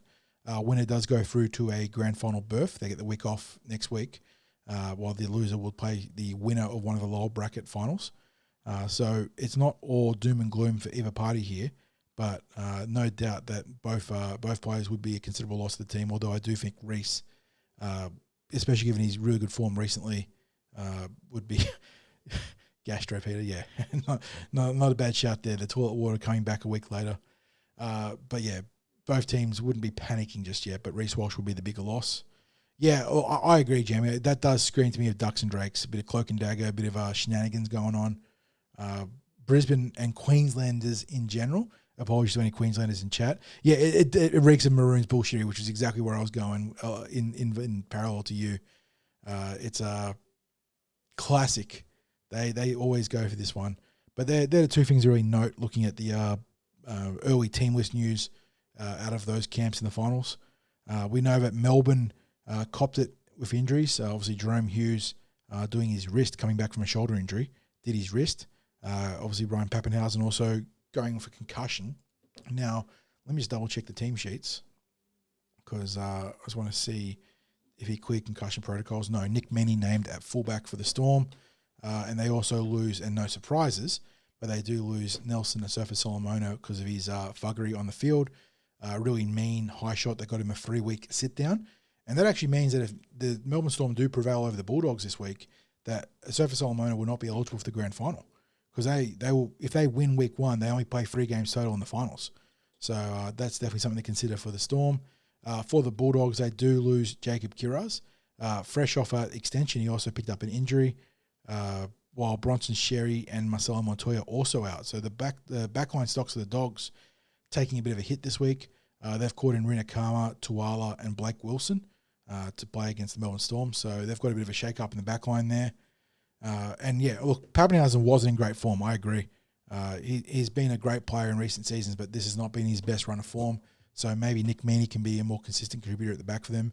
Melbourne also get back Harry Grant from suspension. That's a big in for them. Look, I've argued in the past that Harry's been overrated at times in his career, but he has been in great nick this year and definitely been among the game's premier players. So while I think that Blake Braley probably will pip him for Dally and Booker of the Year because of the suspensions, he's been right up there in terms of form. The 50-point rule isn't a superstition. It's a look. Calling it a superstition maybe too much, but was it Newcastle in 01 that lost by 49 before breaking our hearts in 01? There is definitely a cutoff, a very interesting cutoff there that makes it stay alive, depending on where you move the needle. Yeah, Mitch is all over that. Yeah. So fun stuff there. But I'm just looking at the team news here. Anything else major? Mitch Kenny's out for Penrith. What happened there? What did they miss there? I don't know. Mitch Kenny's out for Penrith. That's another major bit of news. Meanwhile, for the Sharks and the Roosters, no major outs this week, which is obviously a big boost for them. We talked about the Raiders and the Broncos and what their situation is. The Broncos have recalled Gehamet Shibasaki after his indiscretions, turning up to training a little bit under the weather, allegedly, having partied a little bit too hard on the weekend. So that is the state of the game for the 4 finals games that we're going to see coming up this weekend, which brings me back to my show notes. Quickly get them up. The other major thing that came out of the weekend, and look, this is something we've explored in different capacities because of the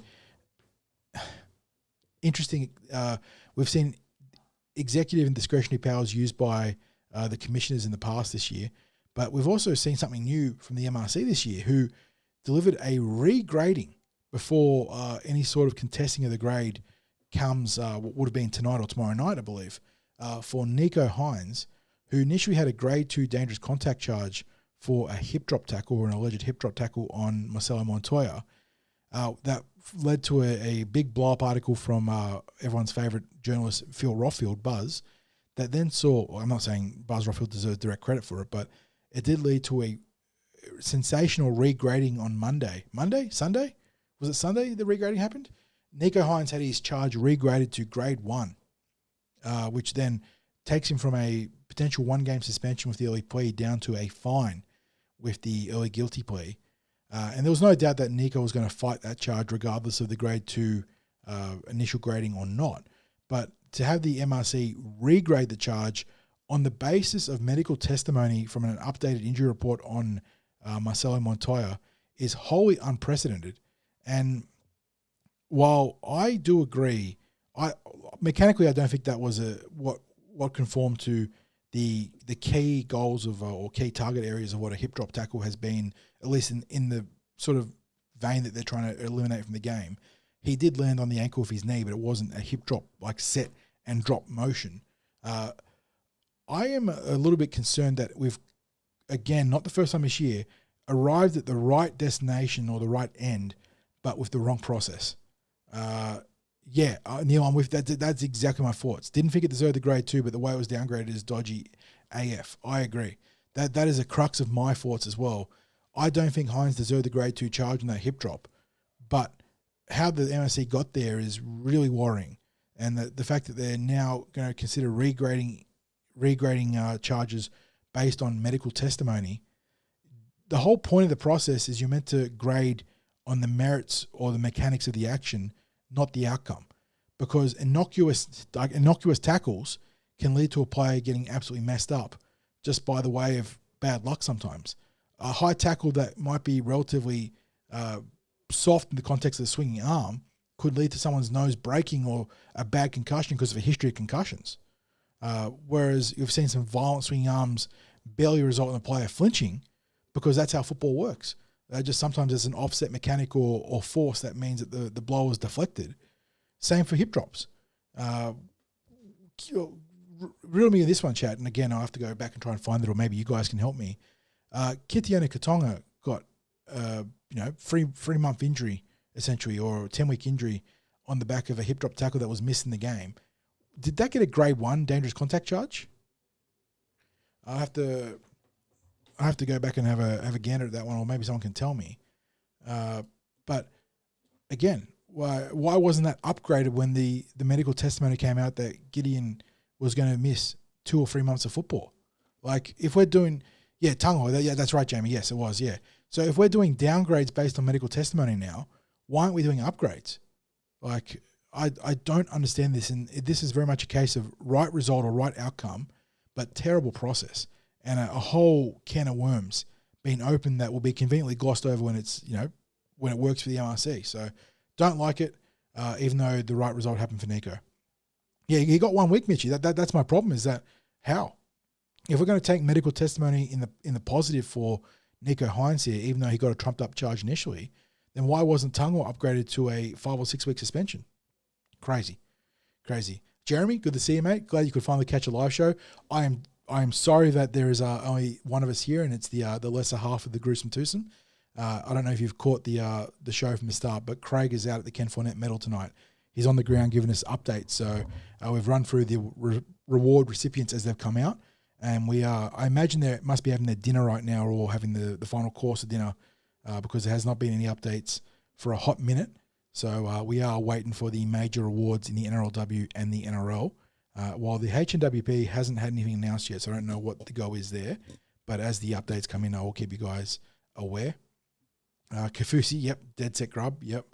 Yeah, Jeremy, I agree. The Panthers certainly do have a degree of Teflon to them, and it is not the reason why they've won 4 premierships, but they've had some very kind judgments from both players and trainers in their full-year run that has assisted them in staying at the top. But certainly nowhere near the reason why they've been so dominant, but it certainly helps. Every little bit helps. Yeah, Pete, maybe I might have to get my auntie to vote for the awards in a very selective pool of judges, but Craig and I will get there with the podcast of the year, Gonks. We did have that fantastic run of incredibly obscure and unverifiable awards that we won earlier this year, and maybe a few more will come to us in the postseason. But so the Nicho Hynes thing, obviously, I think we're in agreement there that and more bizarre stuff. Speaking of bizarre, the last major news piece that I had on my run sheet pending any updates from the press while I'm recording and going live, Laurie Daley going to the Manly Seagulls as an advisor to Anthony Seibold. He will hold on to his his New South Wales job, unfortunately, for the Blues. But he goes to Manly to advise Seibold. Is that another case of the clock just about striking midnight on Seibs? What's the go there? And I know he's not as a primary coach there, but again, what's the consistency in Michael Maguire not being able to be the New South Wales coach while coaching a club? Obviously, it's Brisbane, which maybe factors things a little bit differently, but was not allowed to coach the Blues as an NRL coach. But Laurie Daley can advise the Seagulls, but also be the NRL coach. No, Neil, he doesn't apparently. Yeah, very, very odd. He advised him how to lose. Yeah, I hope so. Look, I have no idea what the goal is there. I was cheering when I heard the news initially because I was like, oh shit, we're going to get a new New South Wales coach. But then I read the article and the initial inclination is to let him stay on as the New South Wales coach. So I have no idea what's going on. Oh goodness, got a scratch in the throat there. Sorry. But yeah, that is a bizarre move from Manly. I am all for rounding out your coaching staff and bringing in more minds. The Parramatta Eels have a significant brain trust. We always talk about it, but on top of the rookie mind that is Jason Riles, he brought on experienced hands in Sam Moa, Scott Wisemantle, Nathan Brown. Mark Gasnier has been brought on as a specialist consultant for the back line. Like, having more eyes and more brains in the coaching room is not a bad thing. But I don't know. I don't know what Laurie Daley brings to the table for the Seagulls. It's very interesting. Adam O'Brien should join them too. Yeah, not a bad shout there. Not a bad shout there at all. Rugby League History says Seibold will either fall on his sword or be pushed onto the sword. Increasingly, it looks like it, doesn't it, mate? I don't see this ending well for him. Short of the Seagulls absolutely exploding out of the blocks next year and really giving him a huge amount of breathing space, it feels like right now, in the post-Daly Cherry Evans era that is looming, the moment he stumbles, I imagine that the knives will be ready to be planted in the fall zone for where he's tripping. Yeah, Alan says, mysterious things happening at Seagulls. Michael Ennis, Tauta's next coach. Suddenly it goes very, very cold there. Yep, that's another one. Speaking of coaches, I did see it in chat earlier. Michael Chaker putting his hand up for the Newcastle gig. That's a really interesting proposition for mine because one of the things we always talk about in terms of our coaching jobs in the NRL is, are you going to kick the tires on a retread and someone that's been around the block and done it to some moderate success or maybe not even to moderate success? And that's been a popular trend for a while, not just the NRL, it happens in a lot of professional sports. Or do you zig against the zag, sail against the wind and take a chance on someone? Newcastle seem to be leaning towards zigging against the zag. They've been talking to Blake Green, who is an assistant coach there but is very popular within the building. But Michael Chaker also been linked there. I think Chaker would be an interesting one. You're right, Mike. Right, RLH. He has been linked to every coaching job. He desperately wants to get his foot into the NRL. If I was Newcastle, I would at least entertain him. I feel like they need a real circuit breaker there. And even if he's not the guy to lead them to an eventual triumph, there's probably an argument that he could be a pretty good rebuild coach, at least philosophically. He's done a bit of that in rugby union in the past, although not so much in recent times. He's been not as much as a high-profile coach in the last few years. But I don't know. I just look at the other candidates they got going on there, and I don't know if they can move the needle. But Manly making interesting coaching acquisitions. Hopefully the Knights can make an interesting coaching acquisition to at least make it for good podcast content, selfishly. Did they roll up Blake Green, Chris? I didn't see that. They Willie Peters knocked them back. That's the last thing I saw in the Newcastle situation. He didn't even want to go to an interview for Newcastle, which was kind of crazy. Yeah, Mike saw that one too, yeah. The board reached out to Willie Peters and he didn't even want to go for an interview, which is wild. Like when you're not a first grade coach, you very rarely have the luxury to knock back interviews. Like that is. Neil says he believes the Eels are reasonably impressed with Chaker, but fortunate for Isles. I think that was the feedback, wasn't it? That both Chaker and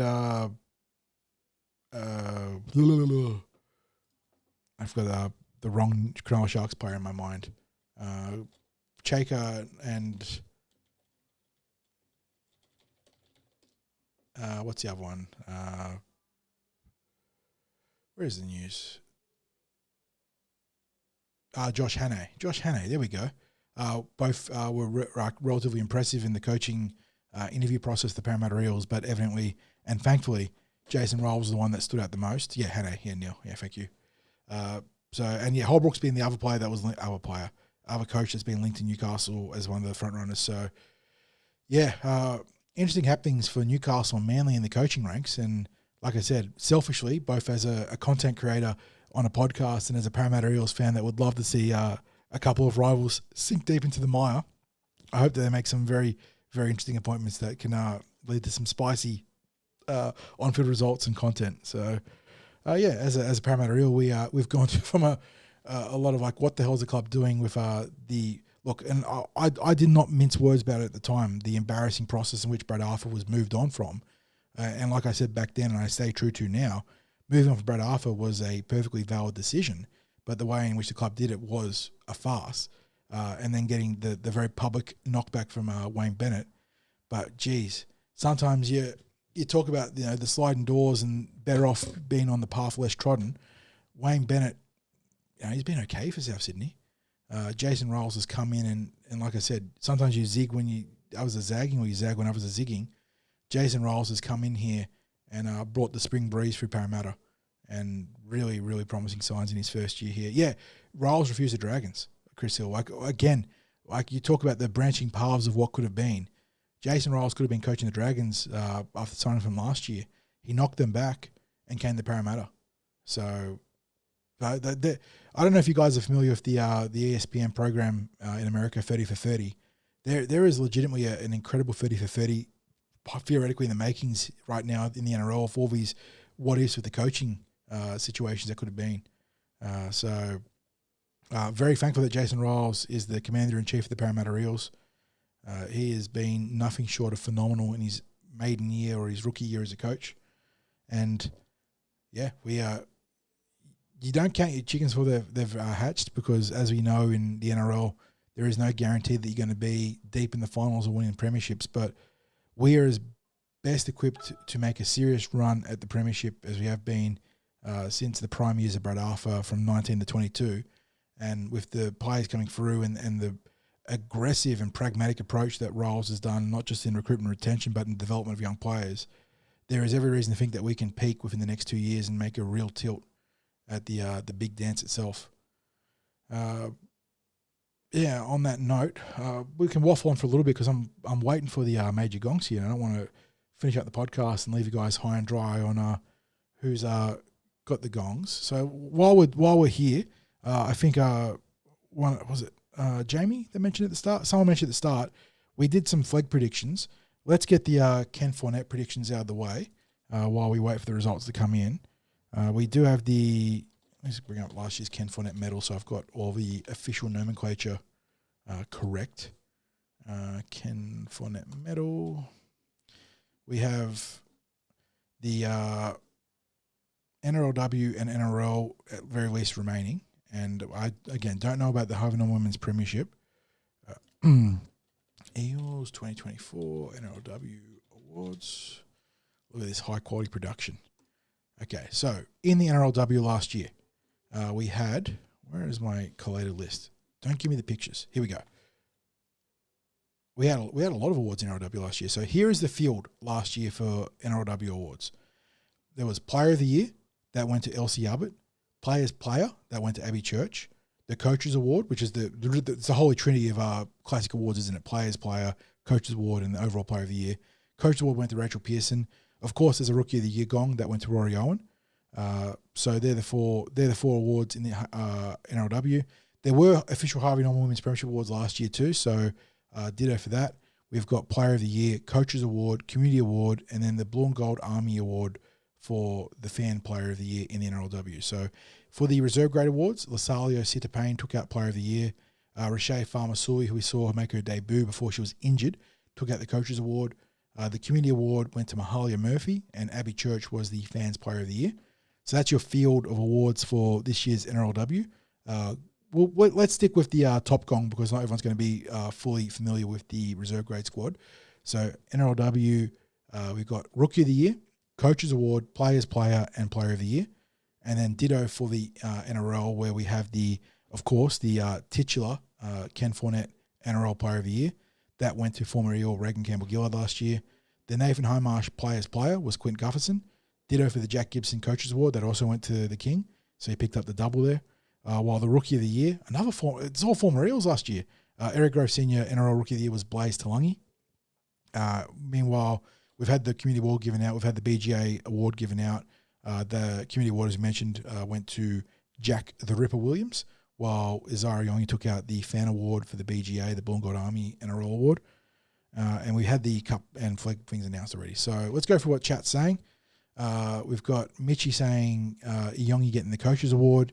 Williams, is that your KT medal winner, Mitchie? You can clarify that for me if you want, mate. We've got now Neil saying NRLW Player of the Year, Ruben Charrington. Rookie of the Year, Rivoli Alo. I like those. Rookie of the Year, interesting, isn't it? What's the field? You got obviously River Lee, who's been fantastic. Tess McWilliams has been really good. You've got Fleur Ginn out in the back line. And Fleur's been one of the, I suppose, most capped rookies, but I do think that River Lee has her edged for the gong. Just trying to think. Let's bring up the team list. It's probably a good shout to have a gander at who's the in the field right now. We have, Abby Church. It's weird because she was so good at State of Origin this year, but because of not even her fault, but because of the I suppose structural issues we've had in attack, she hasn't been at her best up until this week. Martha Mattielli's been awesome for the Eels as a recruit. I imagine she qualifies for Rookie of the Year consideration internally. She's not a factor for the NRLW Rookie of the Year because they have the strict clause on rugby union converts. But she could be, if she's in the run for Rookie of the Year, I think she's probably one of the front runners as well. I do like Ruben Cherrington for the overall winner. Was it Neil that was on top of that one? Yeah, Neil. I think Ruben Cherrington's a very good shout for the overall gong. Chloe Jackson, very good as well. Maybe hurt a little bit by the fact she had to spend some time on the bench in the midway or the midpoint of the season. But I do like Ruben and Chloe. Coaches Award, I could see Chloe being... If Chloe doesn't go for the overall gong, I could see Chloe getting Coaches Award. And then the Players Player... Well, that one's hard to predict because that's a Players Award, I guess. So I'll leave that one subject to the player's opinion. I won't comment on that one. But for my other gongs, I'll go... if she's eligible, I think Martha Mattielli probably picks up Rookie of the Year, just edging out River Lee. I think it's going to be very close. So Martha, River Lee, and then Tess. And then Player of the Year, Ruben Cherrington, and then Coaches Award, I will go Chloe Jackson. And then for the main gongs, that's demeaning. For the men's gongs, Player of the Year, I'm going to stick with Jack Williams. Coaches Award. So what we got in the men's? Player of the Year, Players Player, again, Players Player, I'll let the players speak in that regard. I want to act as an agent on their behalf. So we've got the Coaches Award and Rookie of the Year. Coaches Award, if Azara Yongi gets the Coaches Award, I think they'll give the rookie to someone else, but maybe they give him the double. But I think Jack Williams, I'll go Jack Williams, KT Medal. I'll be cheeky and speak for the players because I remember that Junior had the big season, 24 games played. I wouldn't be surprised if Junior's just Players Player, with the respect that the players hold him in and the great year that he had. Coaches Award, I'll give rookie to Azara Yongi, and I'll go Coaches Award to... Gosh, this is tough. Coaches Award, where is the last week of action? Just so I can double check the best field of candidates. Coaches Award... Maybe it's one of the backs, Lomax or the Fox. I could see one of those guys for the way they've just integrated themselves seamlessly into the Parramatta setup. We all know how much of a absolute fountain of energy Adokar has been, and also like a font of leadership as well. While Zach Lomax and his willingness to embrace that wing role for the Parramatta Eels and just put his hand up every week for a heavy workload, wouldn't be surprised if that's endeared himself to Jason Riles. Joash for Coaches Award. That's an outside candidate. I wouldn't be surprised though. He's got that sort of energy that coaches would love.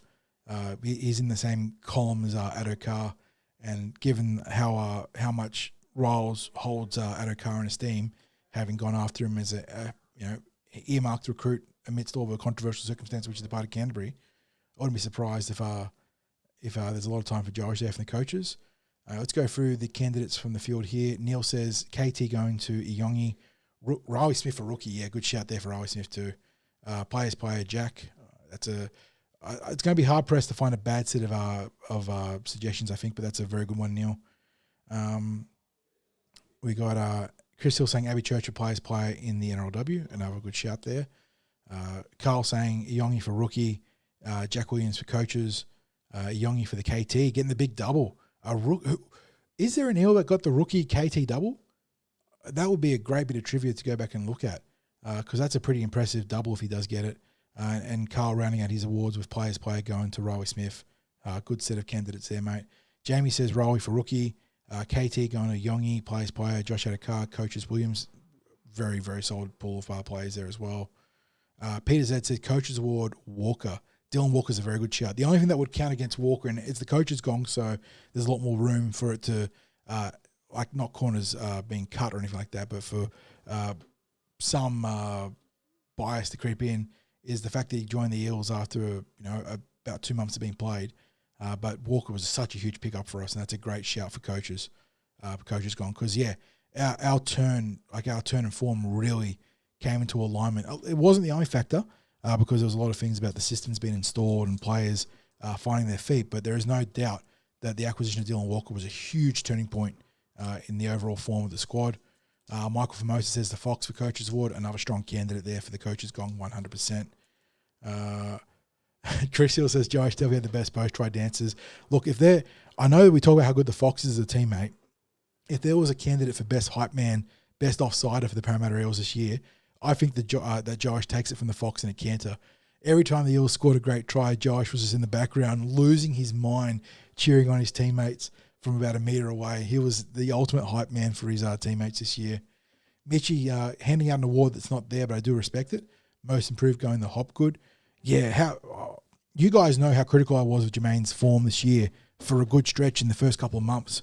But once they stripped back his responsibilities, again, when Dylan Walker arrived, they stripped back his responsibilities, shifted him from lock forward primarily to prop forward, and he really found his position inside the Jason Roll system. He's been so good. Was one of Parramatta's best. He didn't score a try on the weekend, but was one of Parramatta's best in a great field of players on the weekend. Fantastic try assist for Matt Dury there too. It's funny, isn't it? They took away some of the playmaking responsibilities that have been burdened on him within the complexities of the Wisemantle, Riles, Brown, Moa system. And we've spoken about this year how complex the system is. There's a lot of movement and eyes-up football that's been required. But he had those responsibilities stripped back and did so well in the front row. Was awesome as a prop forward. Most improved, prop good. Sean Russell, another great shout out there, Jamie. Again, it's unfortunately, players I think have a bit of a love-hate relationship with most improved awards because it can be seen as a backhanded award. Even though I think that in earnest and if it's been handed out in genuine seriousness, that it is a mark of, it should be a great mark of honour for a player to elevate their game and send their game to a point where they're being recognised as most improved. In the junior, when you're playing junior footy and non-serious footy in other sports, most improved tends to be the award that was given to the player that went from being relatively shit to being okay, which I know is a mean thing to say, but that's the stigma of that type of award. But when it's given out in all seriousness, I think that there is plenty of merit to it. Chris Hill says that Russell could be a smoky for coaches. I would not be stunned if he was in the running for that award too. Jason Riles clearly really took a shine to Sean Russell. The fact that he held out Bailey Simonson before there was any talk of drama, before there was any issue of Bailey's status at Parramatta, he was a well and established first grader, a plus first grader. And the fact that Sean Russell legitimately held off the challenge from Bailey really speaks volumes to how well he played this year and how well he did in the eyes of his coach. So, yeah, great shout out there for another coach's candidate there. I'm just trying to make sure I'm not missing any updates. No, nothing's still there. Was there a question up there that I missed? Not really. I think a pretty good spread of our nominations there, guys. And I'll be surprised if in some permutation of our combined efforts we didn't get it all right. But I do wait to see what the updates are. Let me say to text to the big man. Any ETA on the major gongs? Watch as I get put on red and no answer comes through. To be fair, he is at an official function, so if he does ghost me, it's for good reason. I don't want to hold you guys hostage for another half an hour. Yes. The Sixties just fell asleep. He just texted. There was some questions about getting Sixties to live stream the event. And I love the big fella, but he would be in a real huff if he had to be tasked with the responsibilities of setting up a live stream, even as straightforward as it is these days. He would not want to be a part of that. But he does a good job getting onto Discord and getting into the weekly live streams here for the tip sheet, which we do appreciate. Let's go have a look at any breaking NRL news, I guess, guys. Unless there's something you guys want to talk about in particular. We've done a good spread of topics this podcast, looking at potential dev deals, who's available for the preseason in terms of injuries. We've been all over it.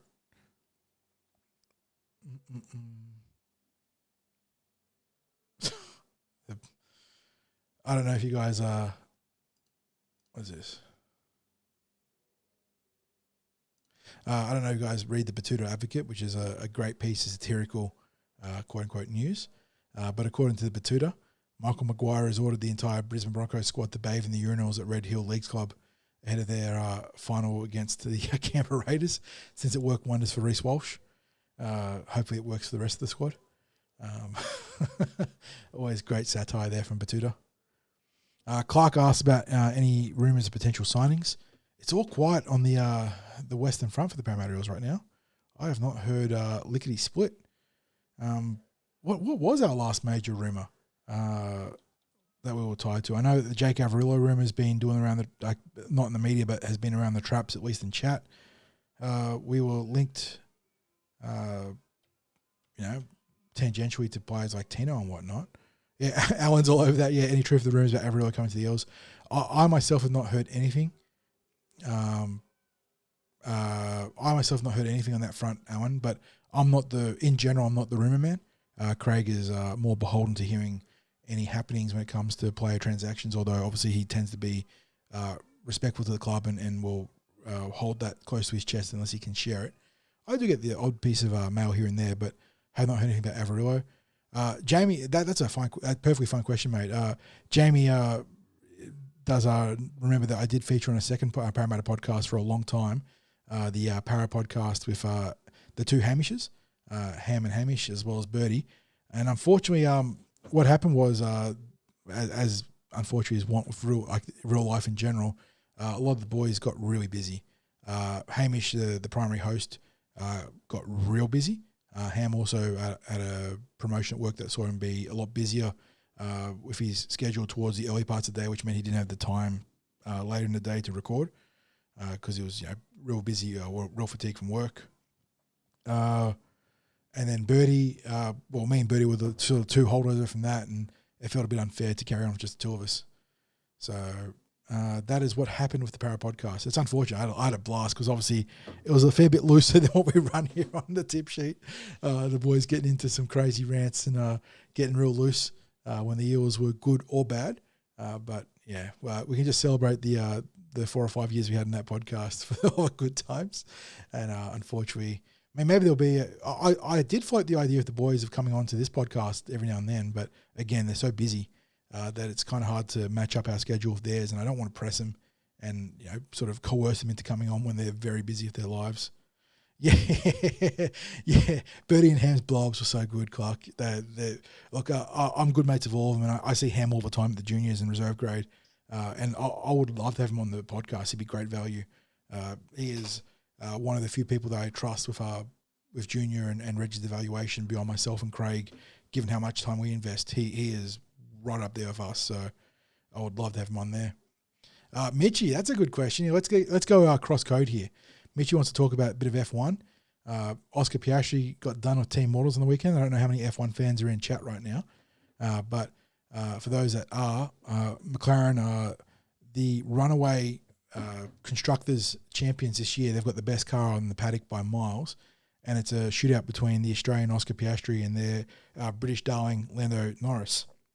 And Oscar secured a 31-point lead coming into the Italian Grand Prix on the weekend on the back of a mechanical issue for Lando. That wasn't his fault. The car gave out on him for the first time in a long time.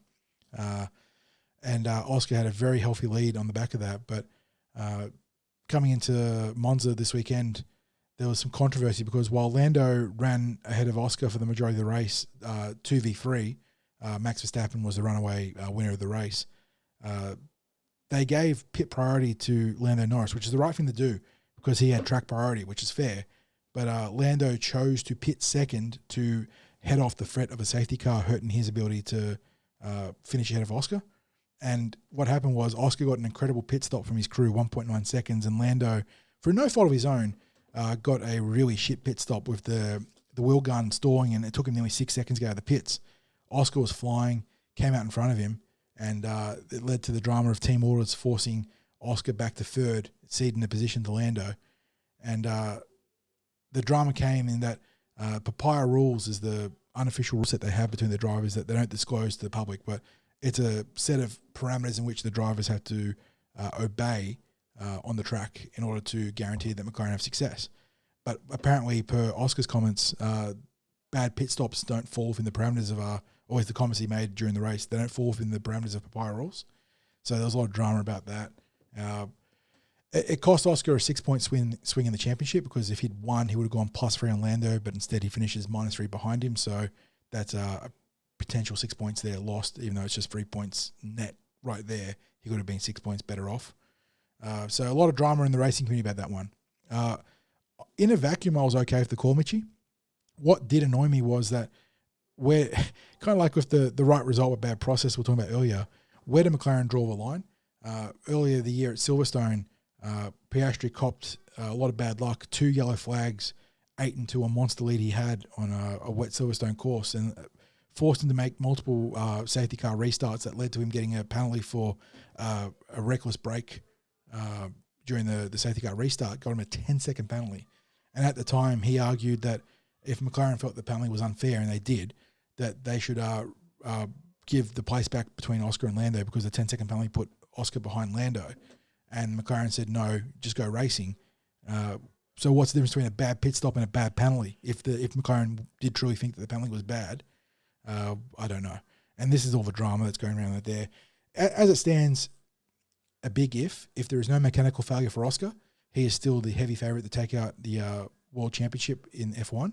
So we're just praying that he can stay on the track and I didn't see the question, Chanel, sorry. Let's be honest, John, he's delayed because he's too busy talking. Chanel in chat, Craig's a wonderful partner and a good friend of mine at the footy as well. You're probably not far off the mail there, Chanel. He's probably left his phone in the suit jacket off rubbing shoulders of all the football staff and the players and having a blast there at the KT Medal. And that's probably why I haven't got an update. Mind you, I've also got another correspondent there in Para Through and Through who's not sent an update either. So he is far less sociable than Sixties, although I do have a lot of fun with Jeff. He is not the social butterfly that Craig is. So if we're not getting updates, it's probably because they're still doing the week-by-week polling and we're having to wait on the overall gongs. I did see a good one from, was it Carl? Were you the one that brought up the NFL? Who was the NFL comment there? Where I can't read. Yeah, Carl. It was Carl. Yeah, some wild games in the NFL. Again, don't know how many NFL fans are in chat, but everyone knows that I'm a Seahawks fan. Unfortunately, they went down to divisional rival San Fran. Played some pretty dour football. Got too conservative in the play calling, but the season started with an absolutely psycho game between the Cowboys and the Eagles, reigning Super Bowl champions Philadelphia, and their biggest rival in the NFC East in Dallas. The game started, and I kid you not, after the opening kickoff, they have that break because special teams and the main phases between offense and defense lead to cycles. After the kickoff, but before the first snap had been played, the best defensive player on the Eagles got ejected from the game, and I kid you not, because he walked up and spat on the Dallas quarterback, Dak Prescott. And there's a little bit of background to it there because Dak sort of baited him by spitting near him. But Jalen Carter, who is an absolute loose cannon, has a lot of red flags coming out of college. Phenomenal talent, but a lot of character issues. It's like if the Eels had a penalty from the kickoff, and a player from the opposition team decided to walk up within 3 meters of the tap restart of a kick for touch and start jarring. You had a bit of an old Hawk tour there. He walked up to the QB with a ref right there, within like a meter, and spat on him. Oh my God. So that was how the NFL season started. And then, as Carl said, there was an absolute barn burner between two of the Super Bowl favorites in Buffalo and Baltimore yesterday. Last game of the slot yesterday. Today was the NFC North game between the Packers and the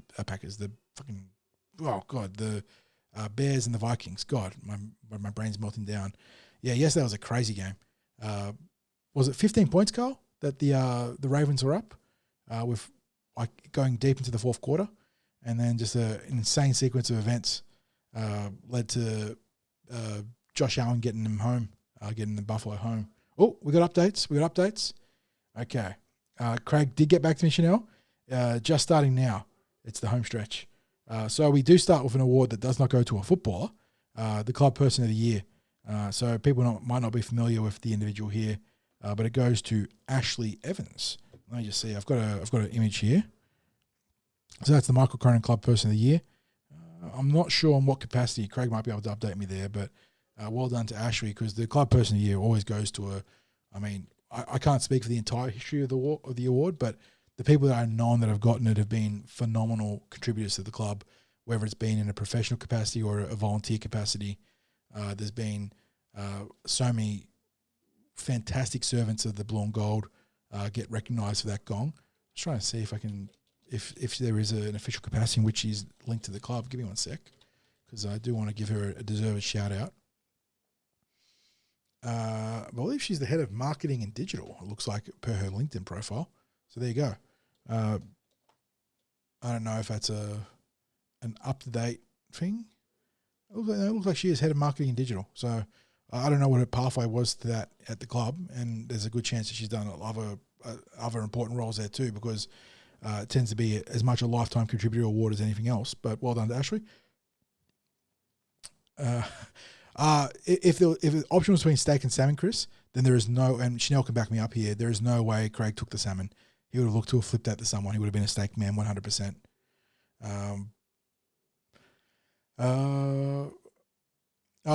Look, I'm not the big, while we're back to the side topics while we're waiting for awards, unfortunately, I'm not a huge EPL guy, Peter. I do watch a bit of footy or football, but it's more like gap filling when I've got it on Fox or whatever. I watch so much sport as it stands with baseball, NFL, obviously NRL, and then other little sort of stocking filler sports. But EPL is a very fun code to watch. It's just I've already committed so many responsibilities as a fan elsewhere. It's not a knock on the code. My old man is a immigrant from Italy, so he's also got plenty of time for the round ball code as well. Okay, first major NRL gong has come through. We're going for Rookie of the Year. Okay, let's take last bids on Rookie of the Year. We did have the earlier nominations. I'll give you a chance to recast before we announce.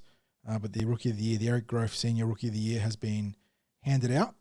And it is very much, I mean, not like there was a bad contender in the field, but this one is a very worthy recipient.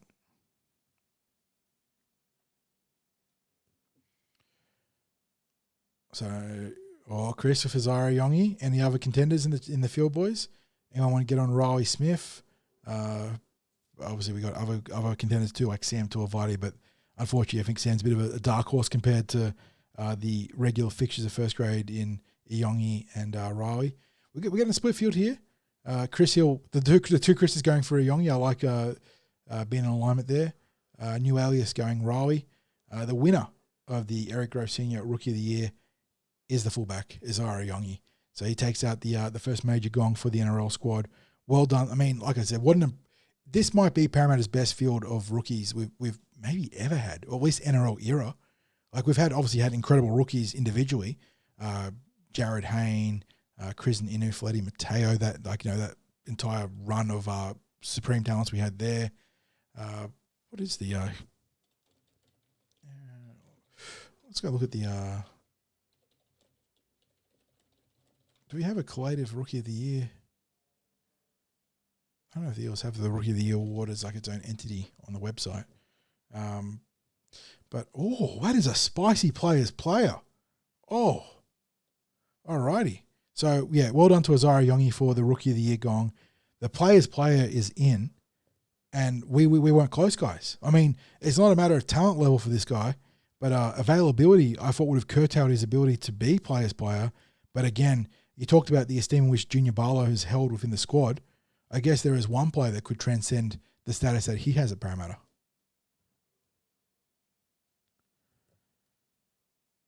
Yeah, Tim Smith was another great shout for Rookie of the Year, Carl. Yeah, what a talent. And unfortunately, if his career could have gone a different way, he would have been an all-timer for the Eels.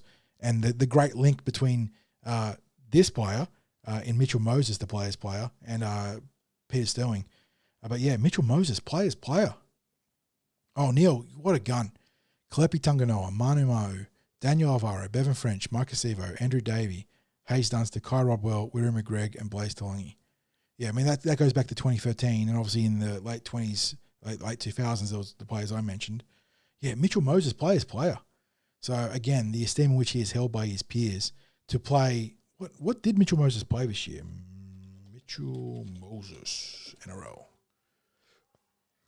Again, look at the production value on the tip sheet. 13 games. He played 13 of a possible 24 games. So just over half the season and took out the player's player. Again, you can't knock the talent of the player and the contributions made. And I suppose it really does speak to how revered he is among the playing group and how much of a leader he has become, that in just over half the season, in a season where the Eels played some really good football, that he could take out the player's player going, well done, the Mitch. Neil, to put the Rookie of the Year up? Yep, okay. We do have the Coaches Award, which was, again, a pretty strong field. And while we missed out on the player's player, my tip, he did take out the Coaches Award, Junior Barlow. Really the last legacy holdover from a huge clean out that Jason Riles took part of or led in the off-season last year.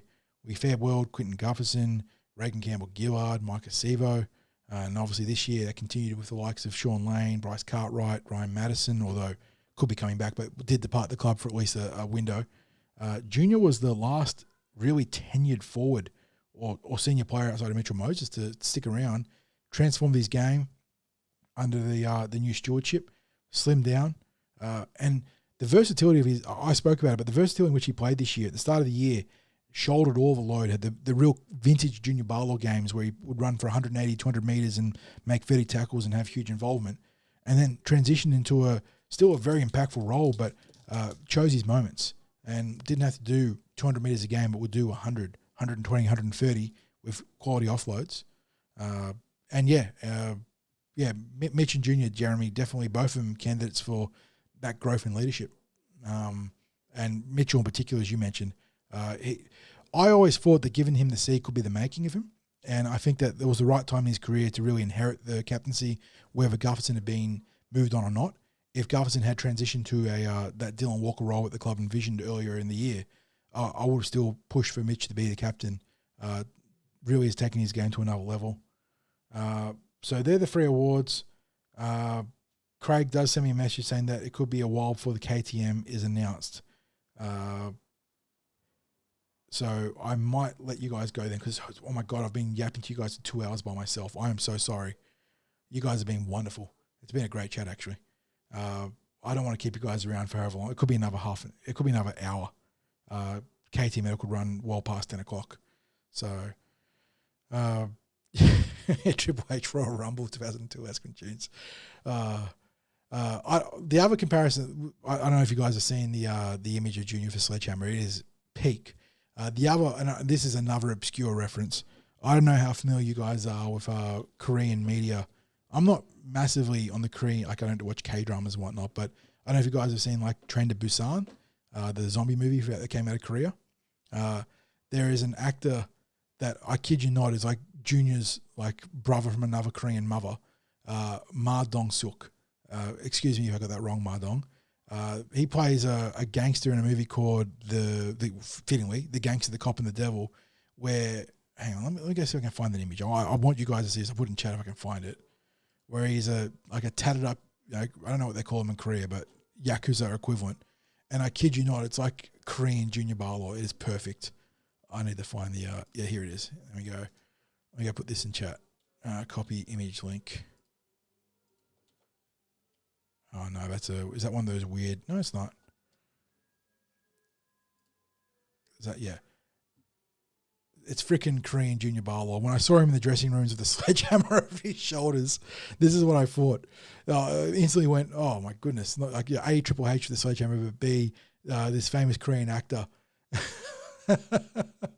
Maybe there's a career in Hollywood for Junior once he's wrapped up as a Parramatta Eel. But let me just do one last check on Craig. Yeah, he's saying wrap things up. All right, so unfortunate NRLW awards. We'll post that on the website tomorrow. But really great chat, guys. Yeah, you guys were killing it today. And I suppose it's a bit of a luxury that poor Craig would have been so lost with all the Formula 1 and NFL talk. So thank you guys for indulging me.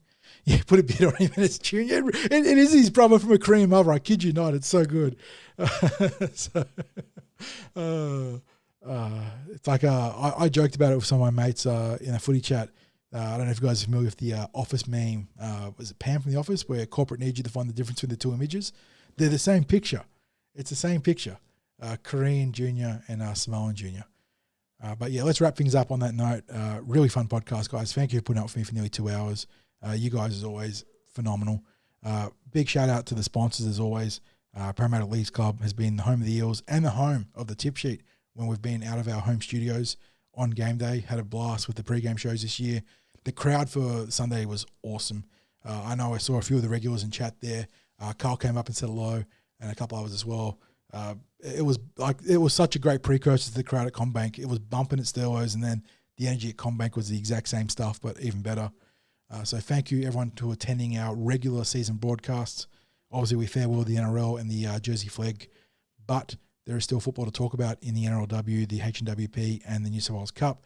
And we're going to have a full gamut of off-season content. I believe that, and I'll put it in very tentatively, I think our season wrap-up is scheduled for not this week, not next week, but the week after, I want to say.